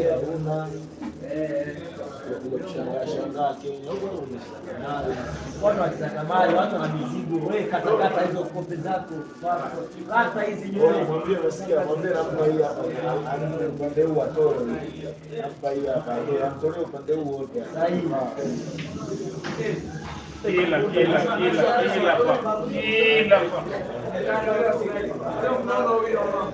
And this guy is just crazy. The way he's just everything, the way he's just finishing his frames. When you look at the first two frames that he has just finished, you may think he was fluking, you may think it was luck, but it was him being beastie.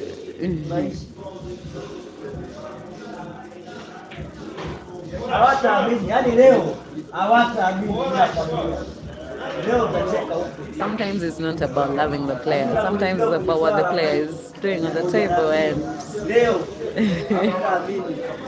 it's just crazy.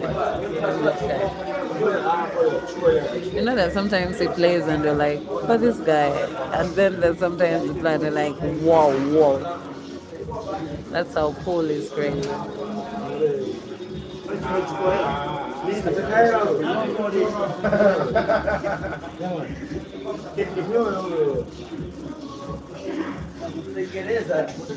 He's still contemplating a big shot here. Is he going to make a sharp cut slice to the center or to the left corner pocket? Top. I don't know. Oh no, I think he wanted a sharp cut slice.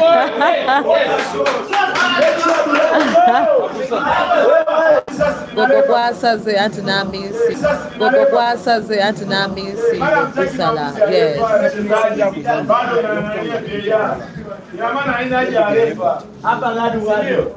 We are trying to see what has happened.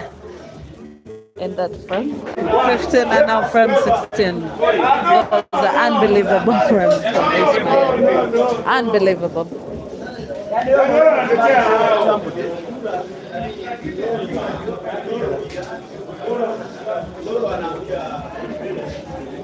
Unbelievable frames. Wow.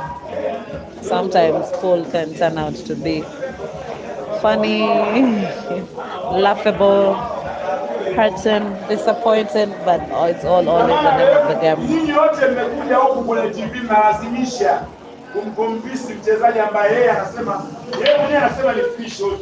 ISHMAEL breaks and 6 balls, and the cue ball is not that given. He really needs to make a side spin to sink in the yellow that he really wants if he wants to play the yellows, because it looks like the cue ball is too close to the range.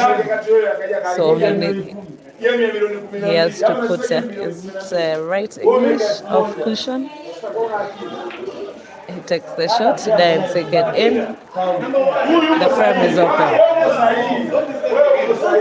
Number one, I never asked for him. He's the one. Every time you ask for the ref. That is rule number one. Number two, I'm playing the game, so this is the game. Because it was not a foul. Why do you want to get the foul? It's okay, ISHMAEL. Great shot, Abdullah. The other frame was really complicated. It was really complicated. But when you look at the yellows, Abdullah has a chance to make it 13 here. If he then give ISHMAEL a chance in this frame. Because the way ISHMAEL has been winning from 14 to 16, 3 frames down. Shy. I would also say myself, it looks to be, it's a God's blessing. Maybe it's luck, I don't know. Ndio wazee wa ubaya ubwela, yaani ubaya ubayani ndio sisi.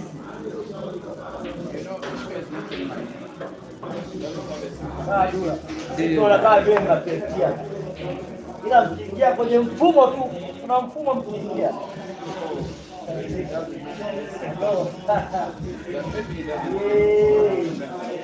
Hilo tu kama ulipea.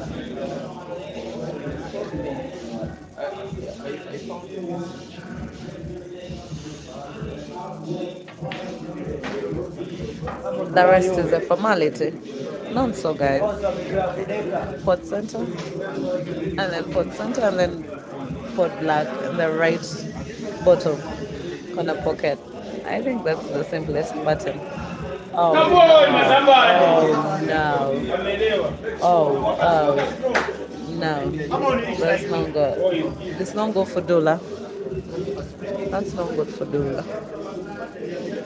He had a chance to finish up this frame, but that was a very big miss. You cannot be missing such shots when ISHMAEL has too much luck for himself.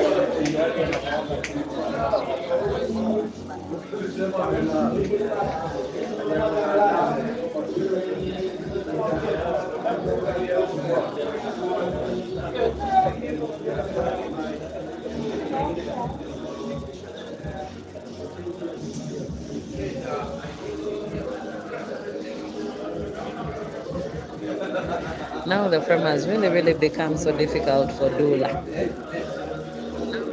After having a very good chance. Sometimes that's how end of the frame, it's your opponent that has. How disappointing and how hard it sometimes pool can be.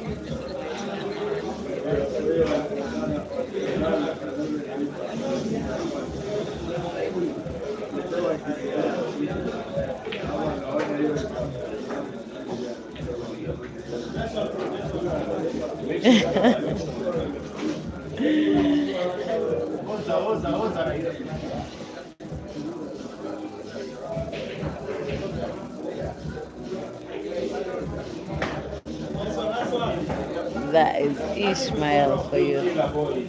That was a cute cue ball control management. That was perfect.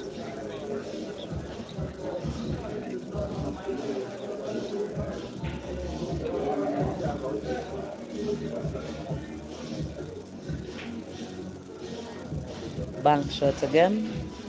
Bank shot again. This time, no, it didn't come out perfectly. Maybe it needed more energy in it. Dula is back on the table. He needs to play a big shot. He needs to play to sink it this bank shot first. Because if he gets it right, I think he'll just win the frame easily.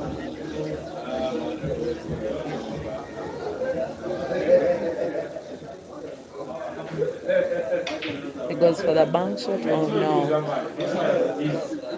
Too much energy, too much energy.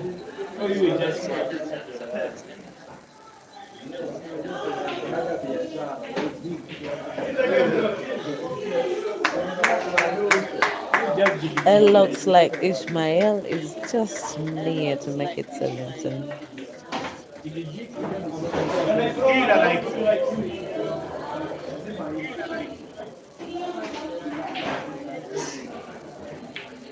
There he goes. He makes it 17-12.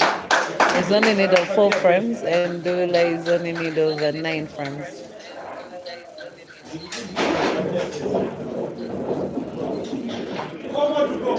Dula to break.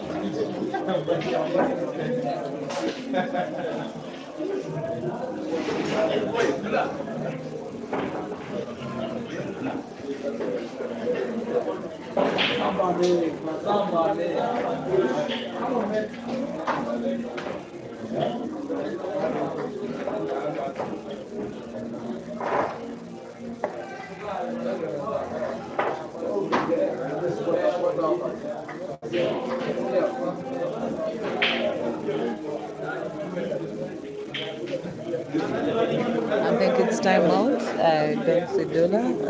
I think he has gone for timeout.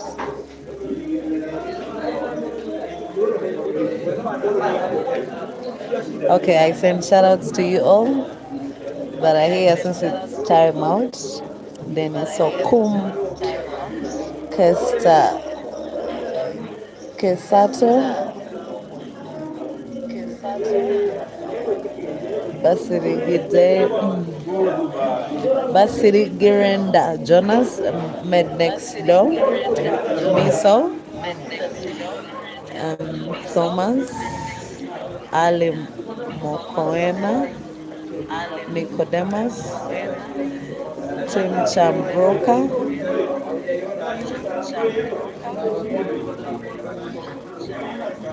Carabel Ronald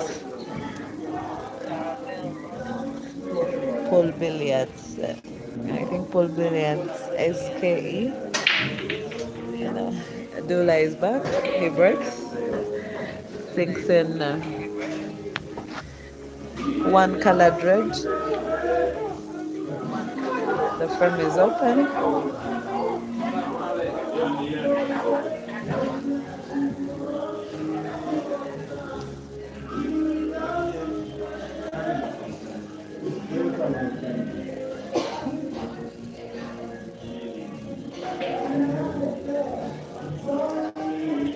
Amil, my friend, how are you doing? Amin, Dada, how are you doing? Okay, okay, how is Uganda?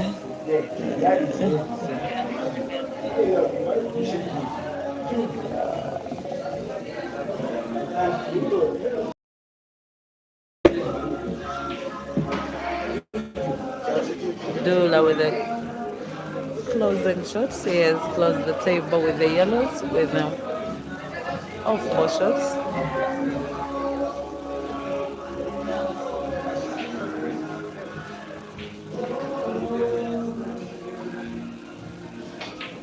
Oh no, really Dula needs to work on his mistakes that he's making in this such a time. In such moments you need to be very calm and execute your shots very well, but Dula is playing the opposite. I don't know, maybe he's on pressure and Ishmael is just playing like anything can happen. He fouls.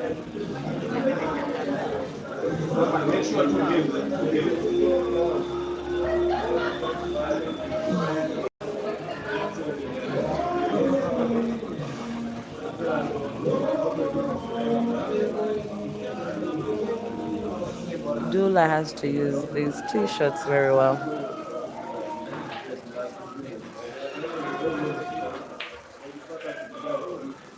Oh no. I don't know. He has opted for the reds. I thought he closed the table with the yellows.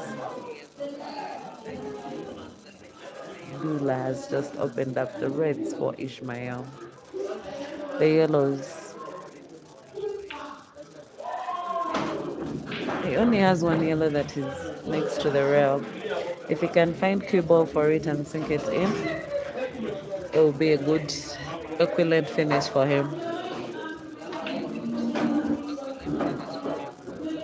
He finds cue ball for the yellow. That's his black. That's the black of this frame.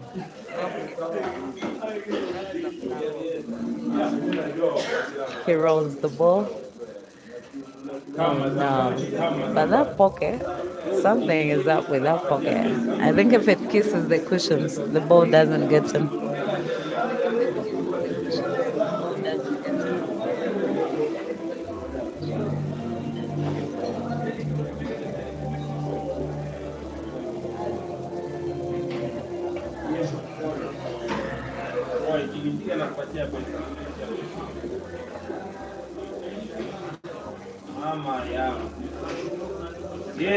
Ishmael has an open frame, a very open frame for him to just go. As to him as well, that is his black. If he can sink that red in, then this will be a gone game.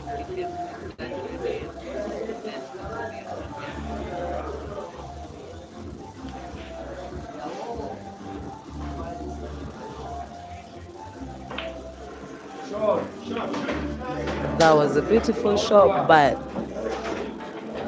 this time around, luck is on Dula's side. Dula has been given 2 shots.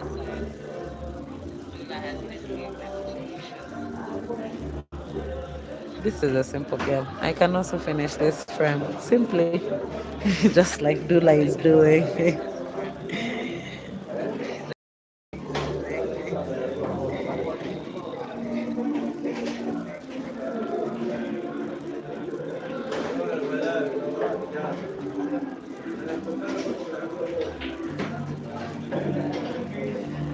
Dula pulls one back. It is now 17-13, with only Ishmael needing 4 frames to win this battle match, while as Dula is in need of 8 frames now to win this match.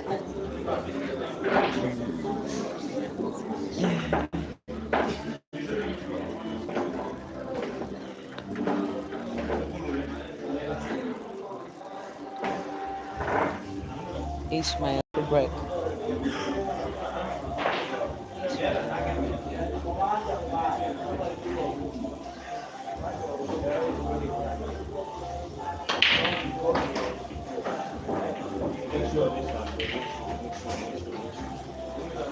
Strong break.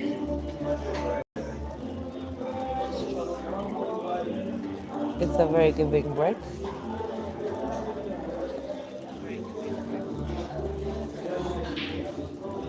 But not an easy frame.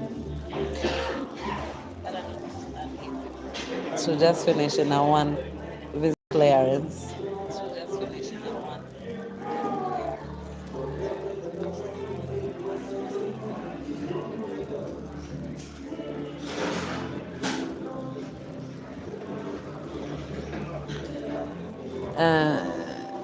Dennis Otieno, right here. Faith, you have a fan who has Faith.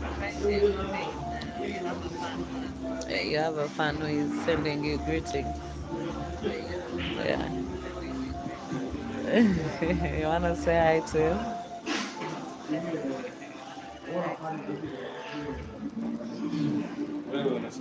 Dennis, say this here. Maybe he can say hi to you as well. Hello, hello. Uko sawa sana. Kuelekea game yangu ya kesho. Tafanya makubwa sana na waahidi wa Tanzania, tawafurahisha. Kesho niko na Mganda, tawafurahisha Watanzania wote. Nimekuja huku kuwakilisha taifa na mimi pia, na lakini pia naamini Dula leo atafanya vizuri sana. So nawaahidi Watanzania wote nitafanya vizuri, nawaahidi mashabiki zangu nitafanya vizuri. So kaeni kwa kutulia tu, kesho muwe live. So nitafanya mambo makubwa sana, hamtaamini. Nimejipanga vizuri sana kabiliana na hawa jamaa. Uwezo ninao, nguvu ninayo na nia ninayo. So kesho nitafanya kitu kikubwa sana, tawashangaza wote. Okay, that's safe for you. And I really don't understand Kiswa, so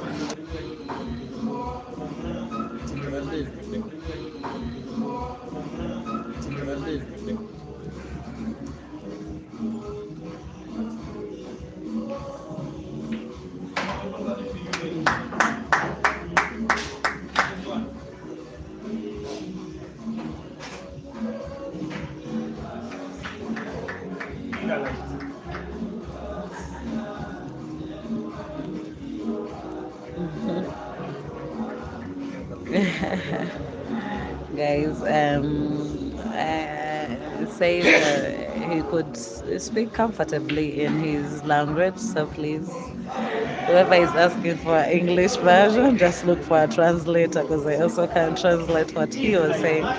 But I know my brothers and my sisters that know Kiswa really understood what Saif was saying.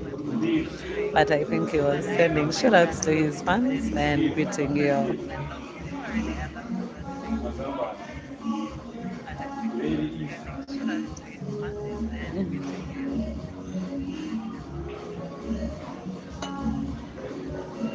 Oh, Thomas Vachalo has just translated. He said tomorrow he will do wonders. He will be playing a Ugandan, and he promises to do the family's best.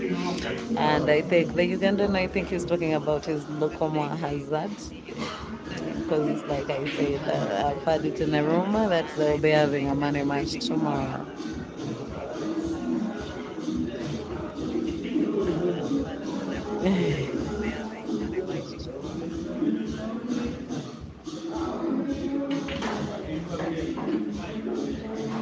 Dula.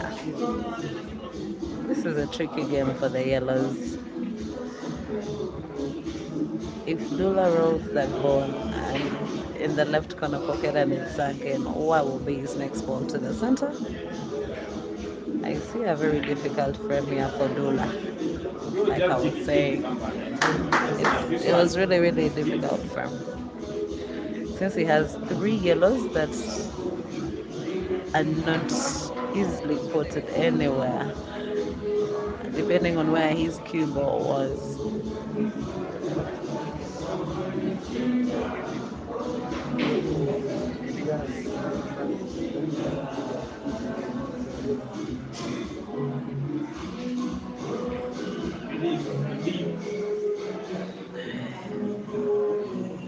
ISHMAEL is still contemplating, but if it was me in play, I would pot, then take this red and a long range target down here in the left bottom corner pocket, if it was me, and I would find my black in the center.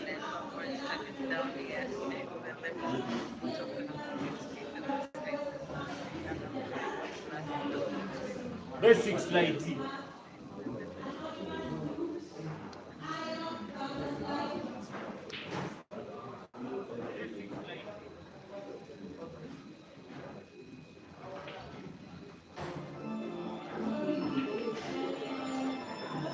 ISHMAEL.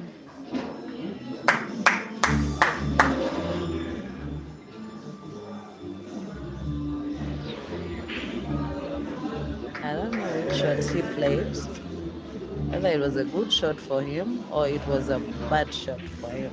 I don't know, because he definitely knew he would be snookered. He definitely knew he would be snookered, but I don't know why he played it like that. Maybe he thought Dula would leave him cue ball for him to find his angle easier.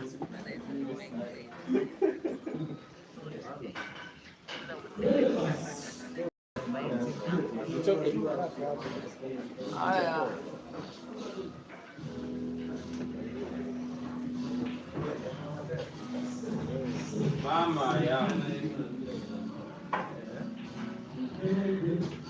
Ishmael off the rail and he finds his red. Kagua meza mwanangu, kagua meza.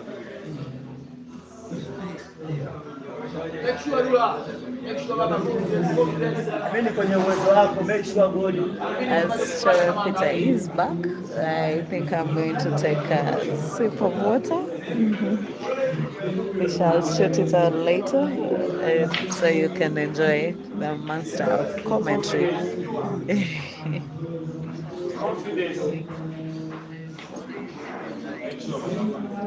Okay, guys, see you later.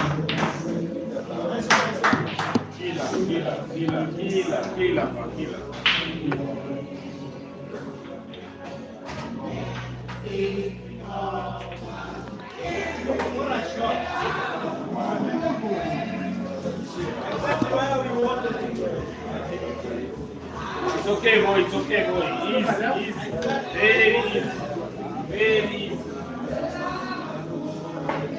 And will there be a way to start the fourth quarter of the match better than that? Cue ball round, 2 yellows into the black. The South African, that is Ishmael, has now extended his lead to 18 frames compared to Dullah's 13. And thank you very much, Michelle, player commentator, who has been standing in for me. Now back into the commentary, both Ishmael 18 and Abdullah Hussein 13, racing to 21 for 4,000 US dollars.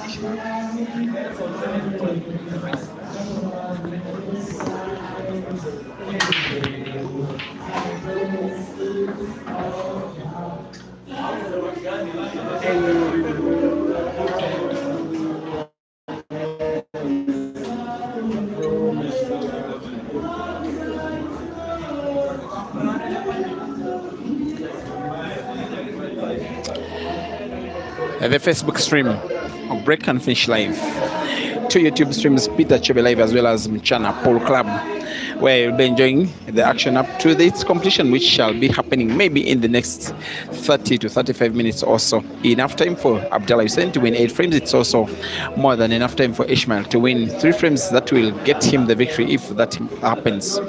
Frame number 32 is likely to be won by Dullah and to be won by Apple.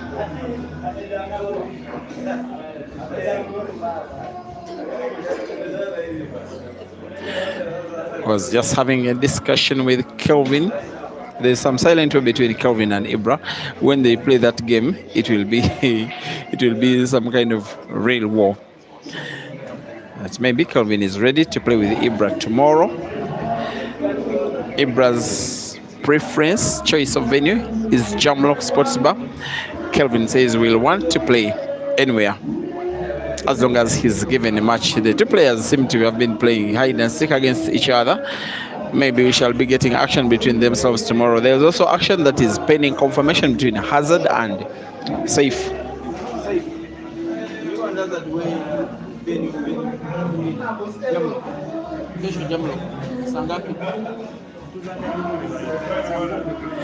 Saif, when Hazard kesho saa ngapi? Saa 10. Saa 10 venue nini? Jamlock. Yeah, mkubwa wa Tanzania amesema Jamlock. Jamlock hazo. Sure, my guy. Yeah. Those are the players themselves. Tomorrow, Saif Hamad, Hazard Lokoma from Tanzania and Uganda respectively, expected to race to 21 live from Jamlock Sports Bar in Machakos. And there is the likelihood that as well Ibra and Kelvin could play from there. Thereafter, on Thursday, there could be a rematch between Saif and Hazard, this time at Mchana Pub, exactly where we are having this game.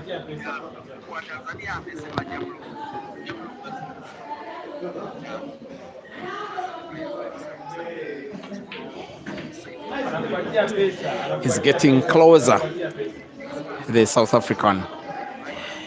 Closer and closer and closer. And the body language of Abdullah says it all. Maybe he's starting to believe that this one is not going to be his day. And a little disadvantageously that besides the Tanzanians, other fans seem to be rooting for Ishmael. That is the Kenyans, the Ugandans. The neutrals are not neutral.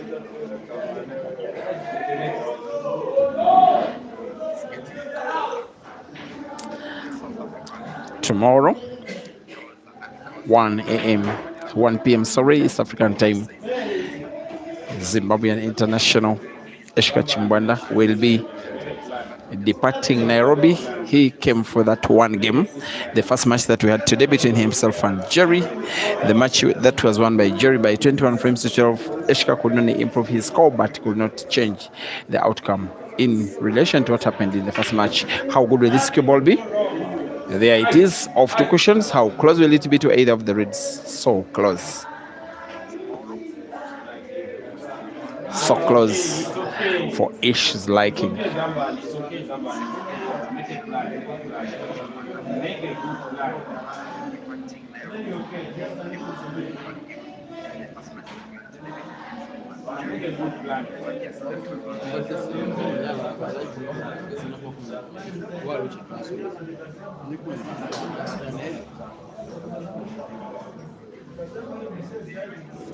It is not true, dear viewers, those that are watching, most especially from Facebook, that the score is supposed to be 19. No way.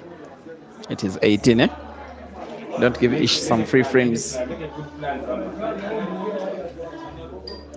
A race to 21 for 4,000 US dollars. ISHMAEL MTHETHWA donning all black, representing South Africa and Zimbabwe, yes, and Mchana. But representing Tanzania and Q Masters is Abdullah HUSSEIN. It is just technical play here from Ishmael, and the more experienced lad between the two. He's taking on someone that has beaten him twice in the last 2 weeks, but also Ishmael has beaten him once. Now, if in a near scratch by Ishmael, how good can technical play come any better than that one? Sometimes I even thought he was so complacent, but now he's starting to look like he.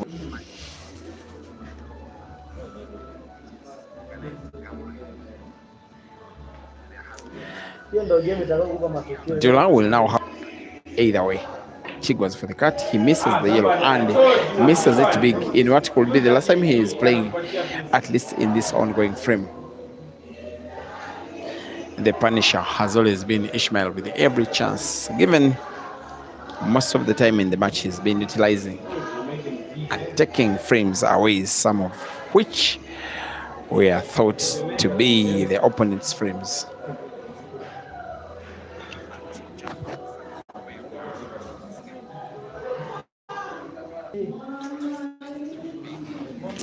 There has been a foul by Ishmael, an opportunity for Abdullah to win the frame and win it now. Of course, he'll be pulling one back.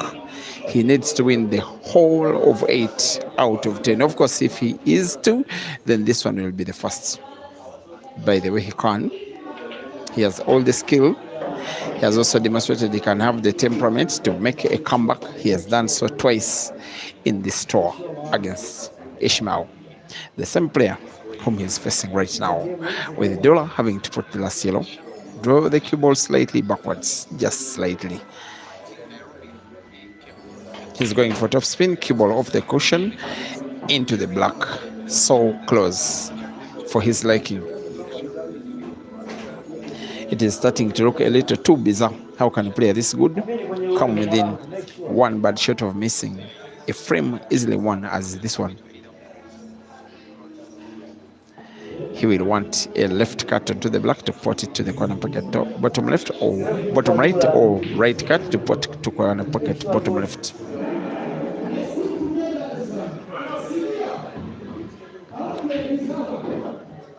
He's going for the corner pocket. Bottom left has to be careful with the cue ball, but most importantly has to shoot on target. There he aims. Abdullah Hussein, there he shoots. And there he puts. ISHMAEL 18 and Dullah 14.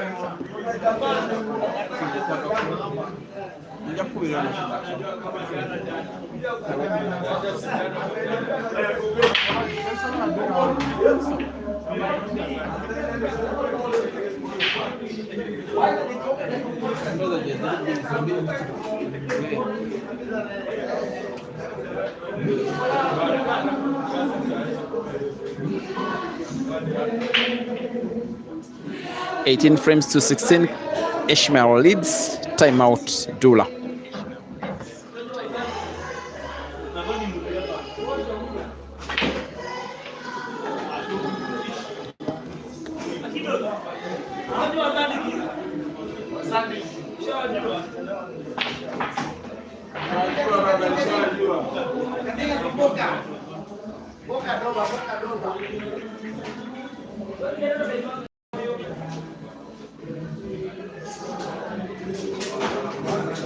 Make sure ISHMAEL. Final score 21-14, Lighty.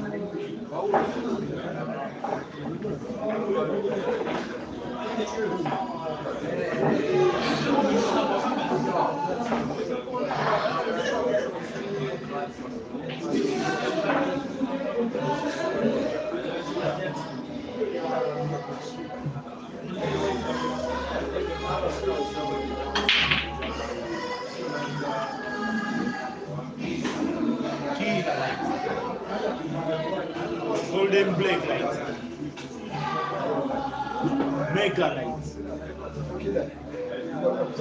Flame by flame light. Flame by flame light. Flame by flame.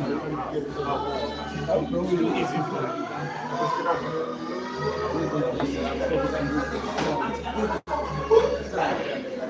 Nothing wrong lighting. Make sure light. No mistakes. No more chance light. No more chance light. Out.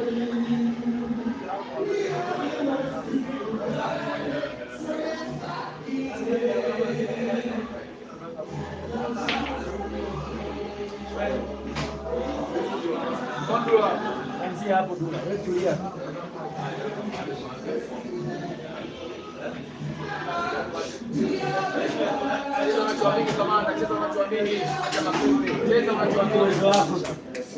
Kwani mkubwa kuliko yeye. No pressure. Si atuazi hela. Ya kushinda.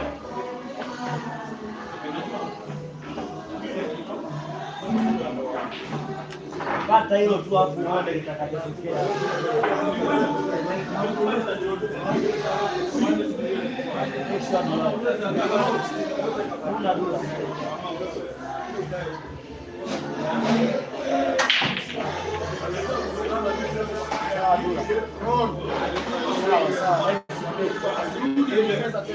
Una mwanangu, yani mbona kuanzia hapo tulipoongea yaisha hiyo. We are the woman. We are the children. We are the ones making bread and taste. Make sure take here, Dula. Make sure you're ready. Chance.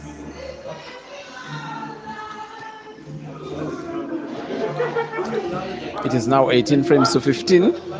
For the first time in quite some while, the Tanzanian, that is Abdullah Hussein, has won 2 frames in a row that have both come in between timeout that he requested, and then got to speak to his management, present and not, just to have a reason to be re-energized, to try and win. If he does win, what will be the most renowned victory of the tour so far?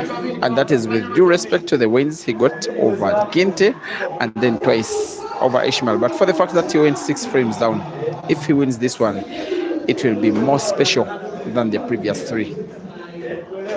And having gone all those frames down, he could go just 2 down by winning this one, going 1 to pull 1 back to make it 16 out of 34.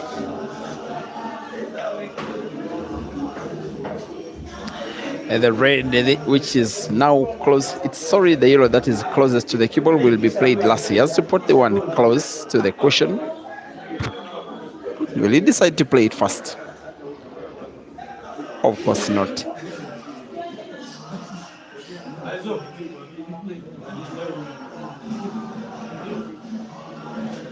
He has to play with power, have the cue ball bounce off the cushion and put it in by red drive. There is a miss. That can be very, very, very costly. Take your time. One by one. And looks like players at the venue, Ginte, Hazard,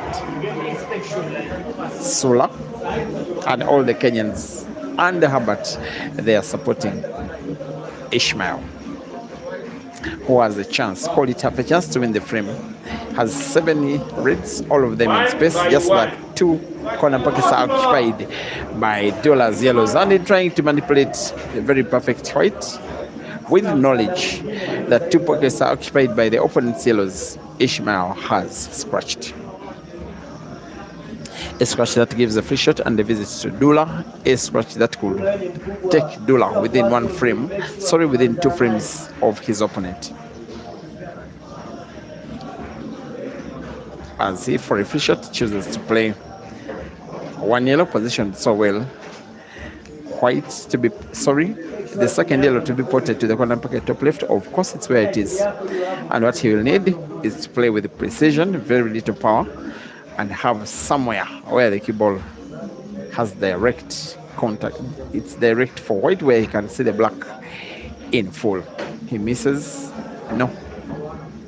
I'm sorry, I was referring to him avoiding playing the cue ball into the red. And the Tanzanian is winning the frame and is winning yet another 16 for Dullah and 18 for ISHMAEL.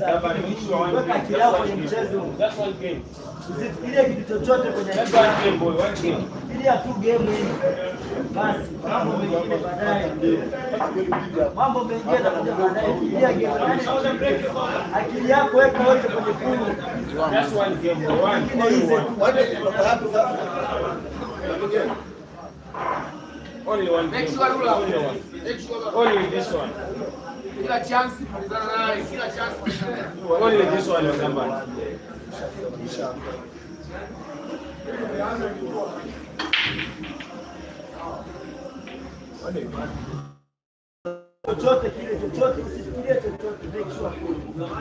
Akili nyingi kama aishi, akili unazo.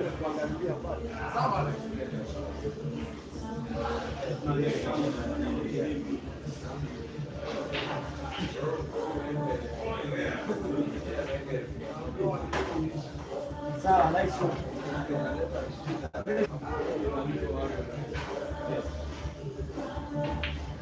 Hivyo ndo nimekuzoea mimi sasa. Akili yote weka kwenye kulu hapo. Hata hilo tu. Hiyo ndo nimekuzoea sasa, geri ya hivyo. Zingatia.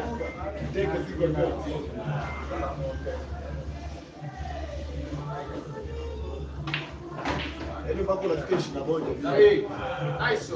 Mpaka unafikia 21 piga kama ngoma 21 kwa 18. Kama tulivyoongea tushamalizana mimi na wewe. Make sure goli tu. Mimi na tushamaliza.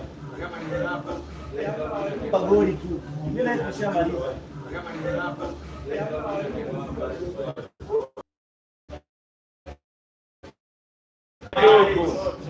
Kidogo. One by one.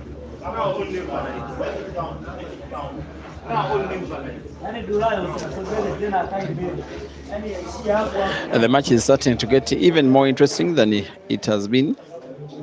I believe 1 hour ago that ISHMAEL was leading by at least 5 frames. And now, if he doesn't win this ongoing frame, the lead could be cut to 1. And now the match be made very winnable by either of these players. That's why this ongoing frame is very important for ISHMAEL. He wants to combine red into yellow, pot both to the corner pockets, top left. Combination is perfect, and the clearance is now underway as the South African leaves Dullah limited to having just 1 yellow ball on the table. Now ISHMAEL decides to play not to pot, of course knowing that his opponent has no other option. Umpire Ding Doro inspects just to tell him that he can play off the cushion if it is his wish.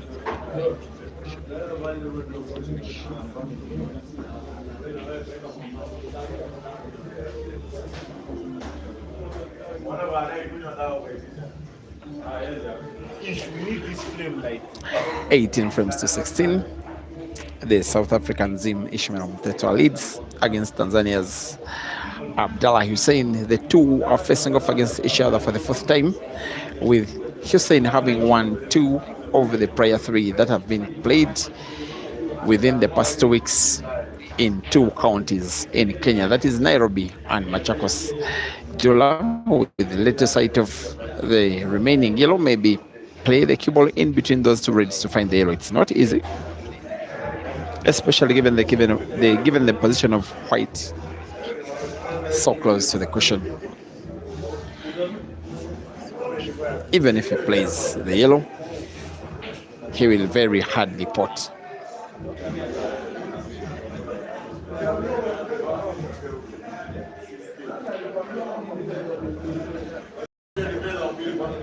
It is now 17 minutes to 2 a.m. A match that started on Easter Tuesday, now going all the way to Easter Wednesday. If I can borrow the names of those days, I am kidding. Dullah coming off the cushion, perhaps for him to try find the yellow, plays the cue ball into the yellow. He doesn't pot, but at least doesn't foul. Still advantage ISHMAEL. With Dullah limited to 1 yellow on the table, ISHMAEL decides when to play to pot, when to play not to. Now, of course, he'll be playing not to pot, especially given the position of white in relation to his reds. He will want to hide the cue ball in between the 2 reds at the left of the table, and it does exactly so.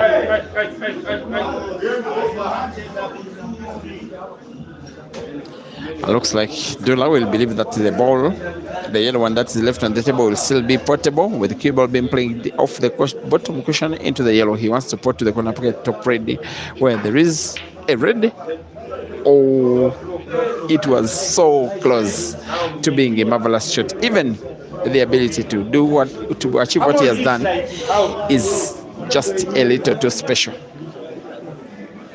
The Tanzanian, however, has not potted, irrespective of how good he may have come out of the angle and how close he came to potting the ball. The chances for ISHMAEL to take the frame once and for all and have his scores to 19 as he pots and moves the cue ball closer to 2 reds on the table.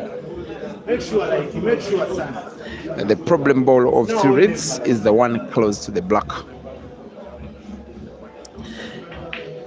As ISHMAEL pots, moves the cue ball to perfection to pot even the second red to the same corner pocket, and in its natural movement, the white may be bounced off the cushion to be played into the black, perhaps round the black to pot both reds to the same corner pocket. Goes for the backspin and plays it even better. After losing 3 frames in a row, after Dullah coming back from 18 frames to 13 to make it 18 frames to 16, frame number 39 is being won by the South African, that is ISHMAEL, who now leads by 19 frames to 15, and I'm sorry, it is frame number 35.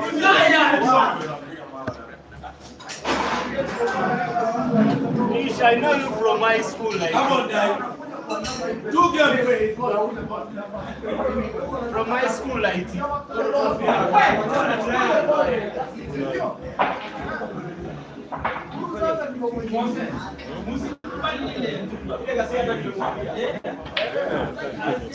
And once again, 2 minutes time out. Abdullah, as Ishmael just keeps spotting to keep himself fit and ready for the return of Abdullah. Once again, it is 19 frames for Ishmael and 16 for Abdullah, racing to 21.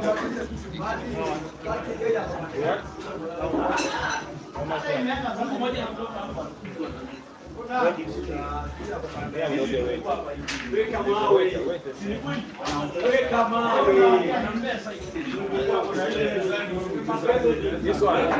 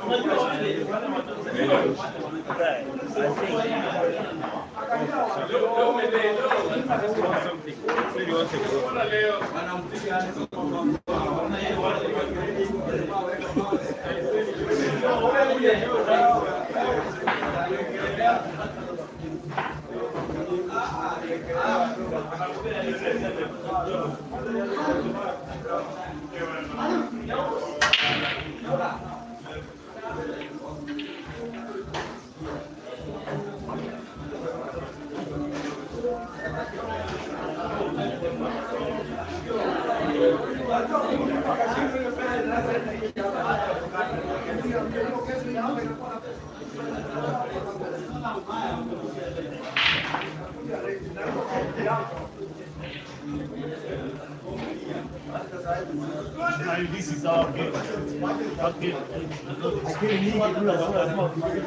No, the story. Si abangena kimbia game kama vile.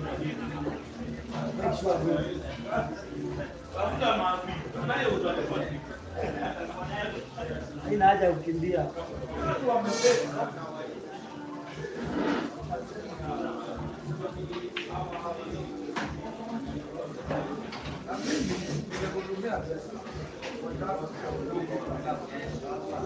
died a long time.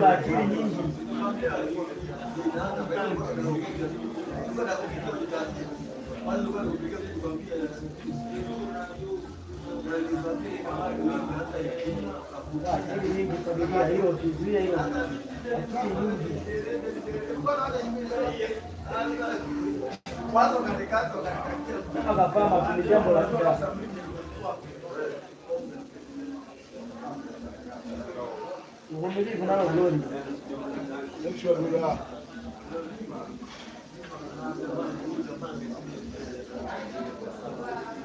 Kwa mvumilivu tu.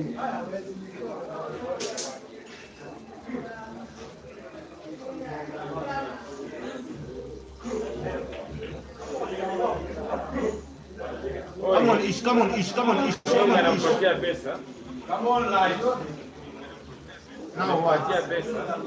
Make sure, Light, no more chances, Light. One by one, one by one.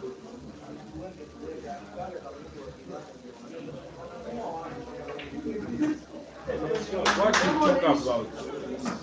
ISHMAEL Coming closer to the victory is Ishmael with every ball putted. Surely, if he gets to 20 with the dollar on 16, it will be highly unlikely that the Tanzanian can win 4 frames in a row. Nonetheless possible. This frame is for redemption for dollar if he wins it. It is for hope for Ishmael if he wins it.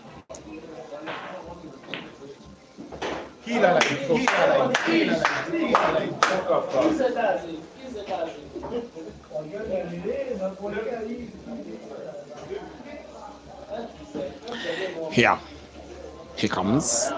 He may want to play the cue ball into the 2 reds close to each other. He does.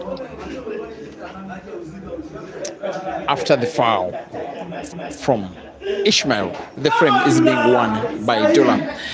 The Tanzanian is down, dear viewers, but not yet out. Even when you think he's being played out of hope, he brings the hope back to himself as he's now pulling 1 frame back. It is Ishmael MTHETHWA 19 and Abdullah Hussein 17. Race to 21 for $4,000 US.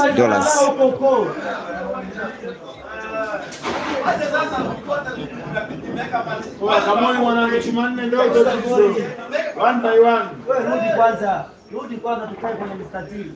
So turudi tia chuma nne tu. Lesi ya nne umempa chuma mbili. Umempa chuma mbili, lesi ya nne.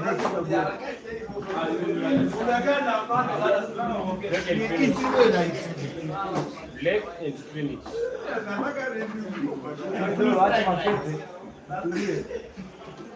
Freestyle like Leg is finished. Panga Sangita Dolo. Panga Sangita. Dula tuende kazi sasa. It's fine. It's fine. Dolo refa. Soka nayo Dula, soka nayo.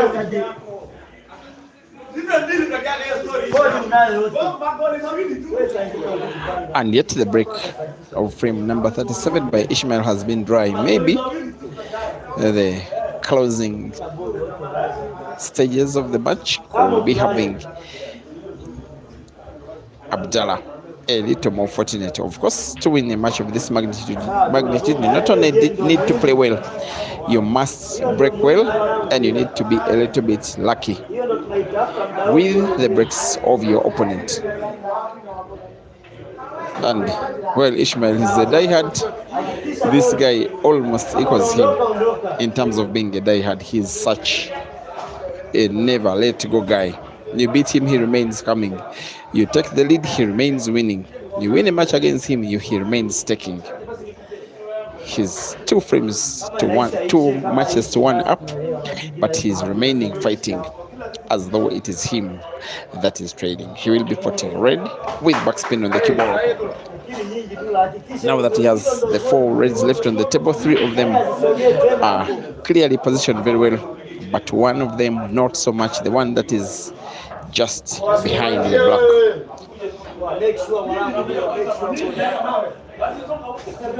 The cue ball to be bounced a little off the top cushion, to be moved all the way bottom rightwards.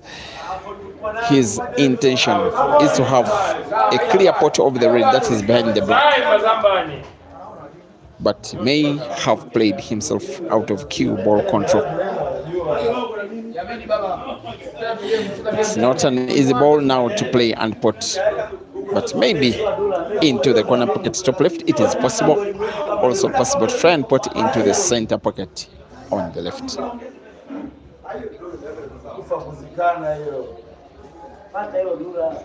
He's going for the corner pocket top left. He may have to play the cue ball into the yellow that is frozen against the cushion. That is what supports it stopping if he was to put the last red to the corner pocket bottom left.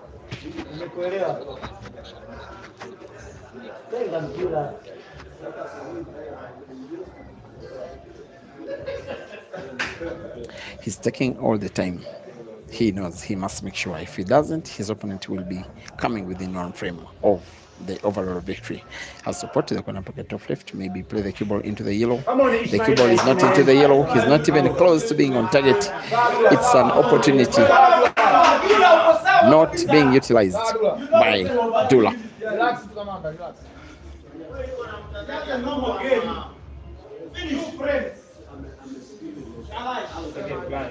Smile, use your head like how?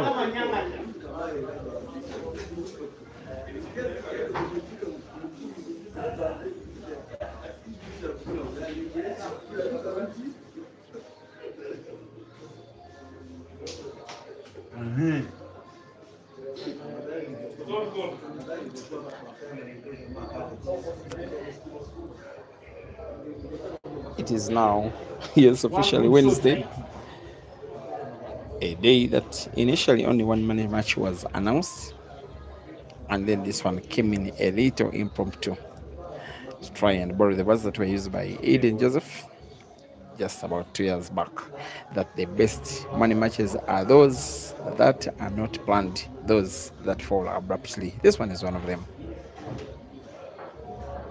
Ishmael must find a way of winning the frame. He has all of them 7 yellows on the table, 2 of them close to the cushion on the right. Here he goes You can see him potting yellow, moving cue ball towards the top left end, leaving a cut between white and the yellow he's looking at to pot and play the cue ball into two yellows close to each other, just like that, but it doesn't pot.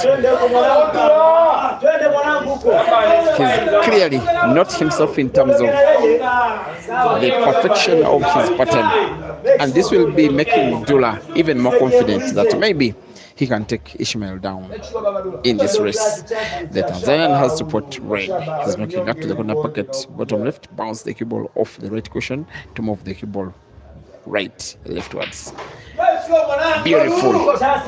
Even white having been played into the yellow, that will not matter. What will matter is if Abdullah can put the remaining red on the table to the corner pocket top left, the fact that the cue ball will remain almost there, almost natural for the black. All he has to do is play on target. He aims and aims and aims amidst the silence and shoots and puts.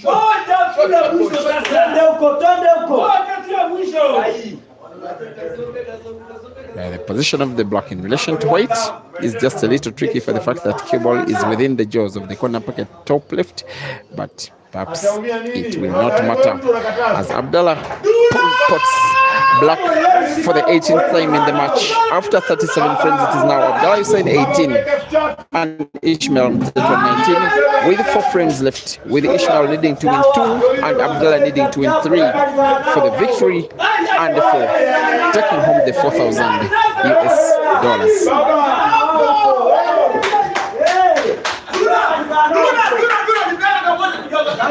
It's okay, Zambali. It's okay, Zambali.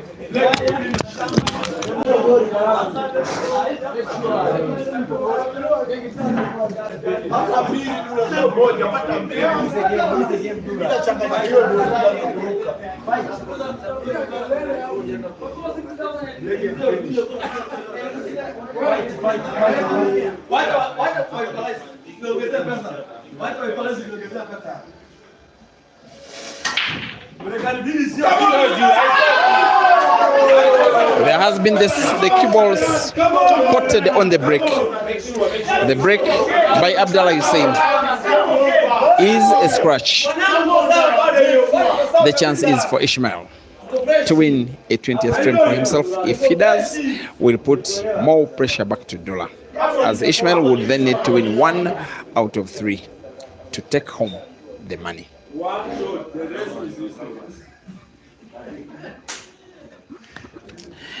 Table is still open. This one is a free shot, red potted. The table remains open. Of course, he's going for the reds.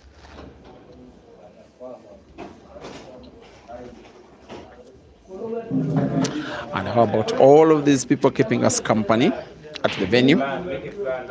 About 50 or so. Today is the one and only time that I've seen a fan base of pretty much all players. It doesn't happen like that most of the time. And then those are watching from home at this time of the night, perhaps the time of the morning, who are just under 1,500 watching combined on Facebook and YouTube. Don't overthinking like him, man. Silent.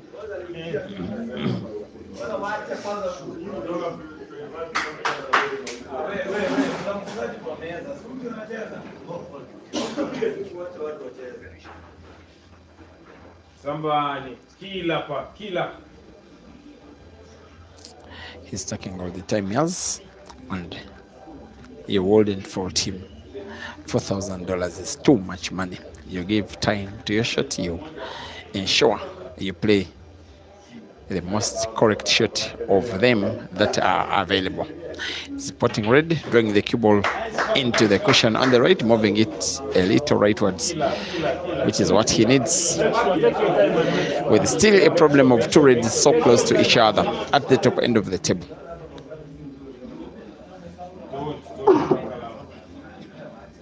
Come on, man. Is he potting to play the cue ball into the 2 reds? Is he playing the cue ball around them? Or he's just having sight of both of them and both potable? And he has lost 3 frames in a row. almost in each one of them there has been a non-forced error from ISHMAEL. He could be recovering by winning the 38th, which will be the most important of them all, even more important than the 3 that he lost all in a row. ISHMAEL to put one of the reds to the corner pocket top left, but with backspin, such that he gets cue ball enough to put even the second red to the same corner pocket. The other red is at the corner pocket bottom right, pretty much portable, the same side of the table where there is the black, so the frame is pretty much winnable. ISHMAEL MTHETHWA light, make sure, son. Too easy for you, pal. If this shot is played poor, he could play yellow first. $1,000 money match against Dullah, and he does. ISHMAEL MTHETHWA 20 and Abdullah Hussein 18. Race to 21 for $4,000 US.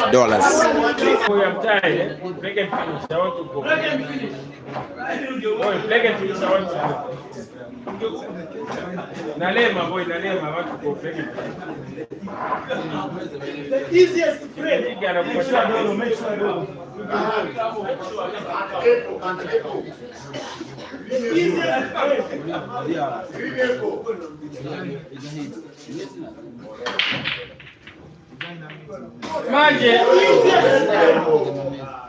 Make sure, boy, make sure.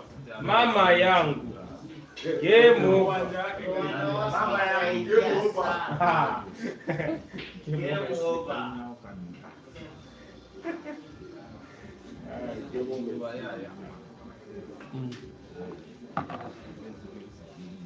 Game over.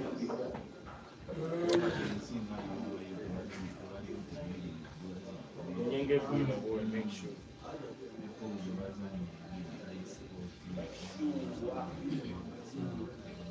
Make sure. One by one. One by one.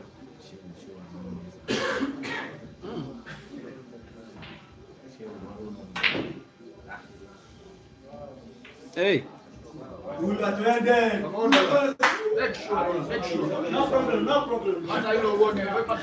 The math is easy to understand for Dullah that he must win 3 frames in a row. Not so many times have I seen the pressure get the better of ISHMAEL, but this match has exactly that happening.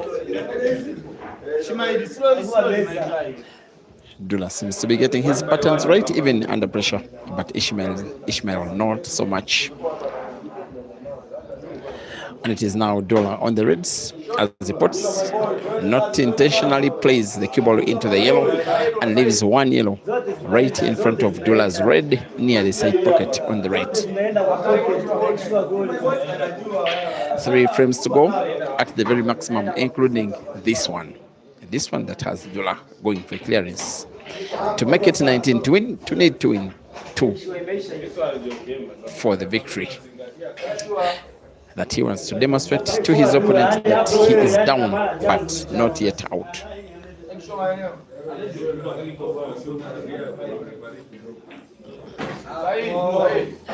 The little problem for Dullah will be the red frozen against the cushion at the bottom of the screen, maybe even the red that is so close to yellow near the side pocket on the right. Other 2 reds pretty much finishable.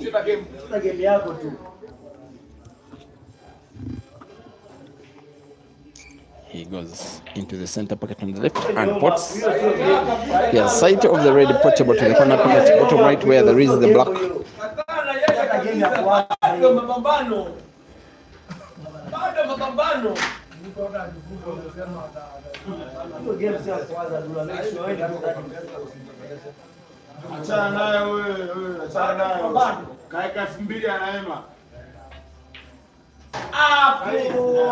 It's surely coming closer to the win. That could come by red apple, by reverse dish with one visit of the table from the Tanzanian. And the problem is that for the red that is frozen against the cushion, the cut is so sharp that if he puts it, the cue ball is likely to move further than he would have wanted. We have to get the cue ball into the red or yellow close to the red. That is the last red on the table. He plays it into the yellow positioned in front of red, and now the red is a dead ball. It's a shot that now gives yet another sigh of hope to the South African and a shot of desperation to the Tanzanian.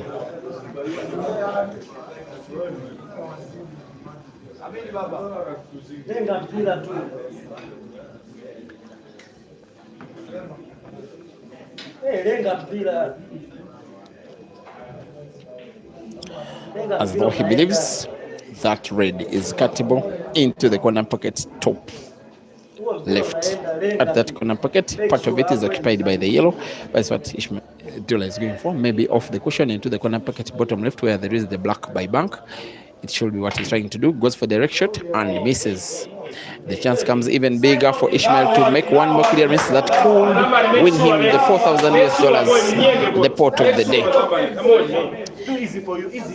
A match that has been played way over the amount of time for which was expected to be is on the verge of coming to an end. It is ISHMAEL trying to win a frame that will win him the match, which will reclaim all the money that was won against him by Dullah in the first two matches that the two faced off against, with Dullah winning the first for $3,000 pot and then winning the second for $4. ISHMAEL winning the previous for $3. This one is for $4,000 pot, and for the 4 he has 4 yellows. Now putting one of them with backspin, cue ball just a little backwards. Frame is pretty much certain to be finished by the South African Zim, who has a little problem of a yellow, which he puts with the cue ball being played off the cushion, and could start with either of the 2 yellows left on the table, but most especially the one that is rightwards of the 2, portable to the corner pocket top right with a little backspin, which gets him one more ball away to the victory. And yes, the South African fans, the Zims, the Mchana family, and all the lovers of ISHMAEL are very right to believe that revenge mission is complete. He will be putting black to the corner pocket where it is confirmed victory, and yes, he does.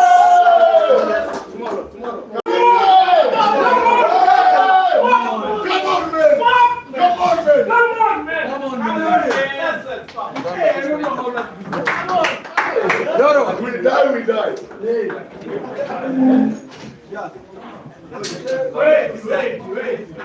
He's not yet done.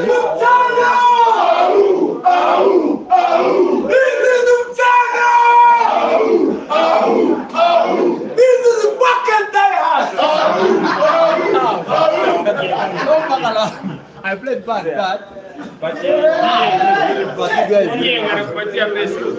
Congratulations, ISHMAEL.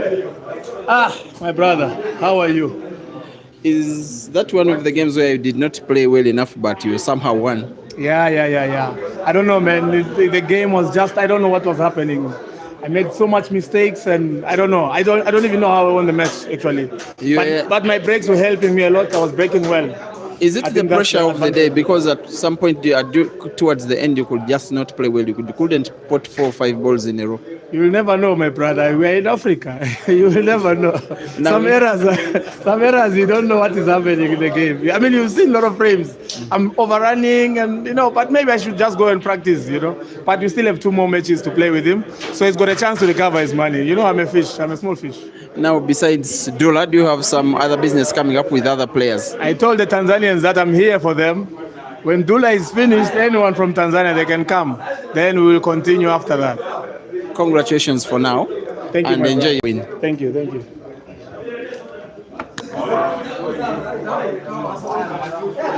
Thank you for watching and keeping online for the 6 hours for which you have been playing the 2 matches of the day.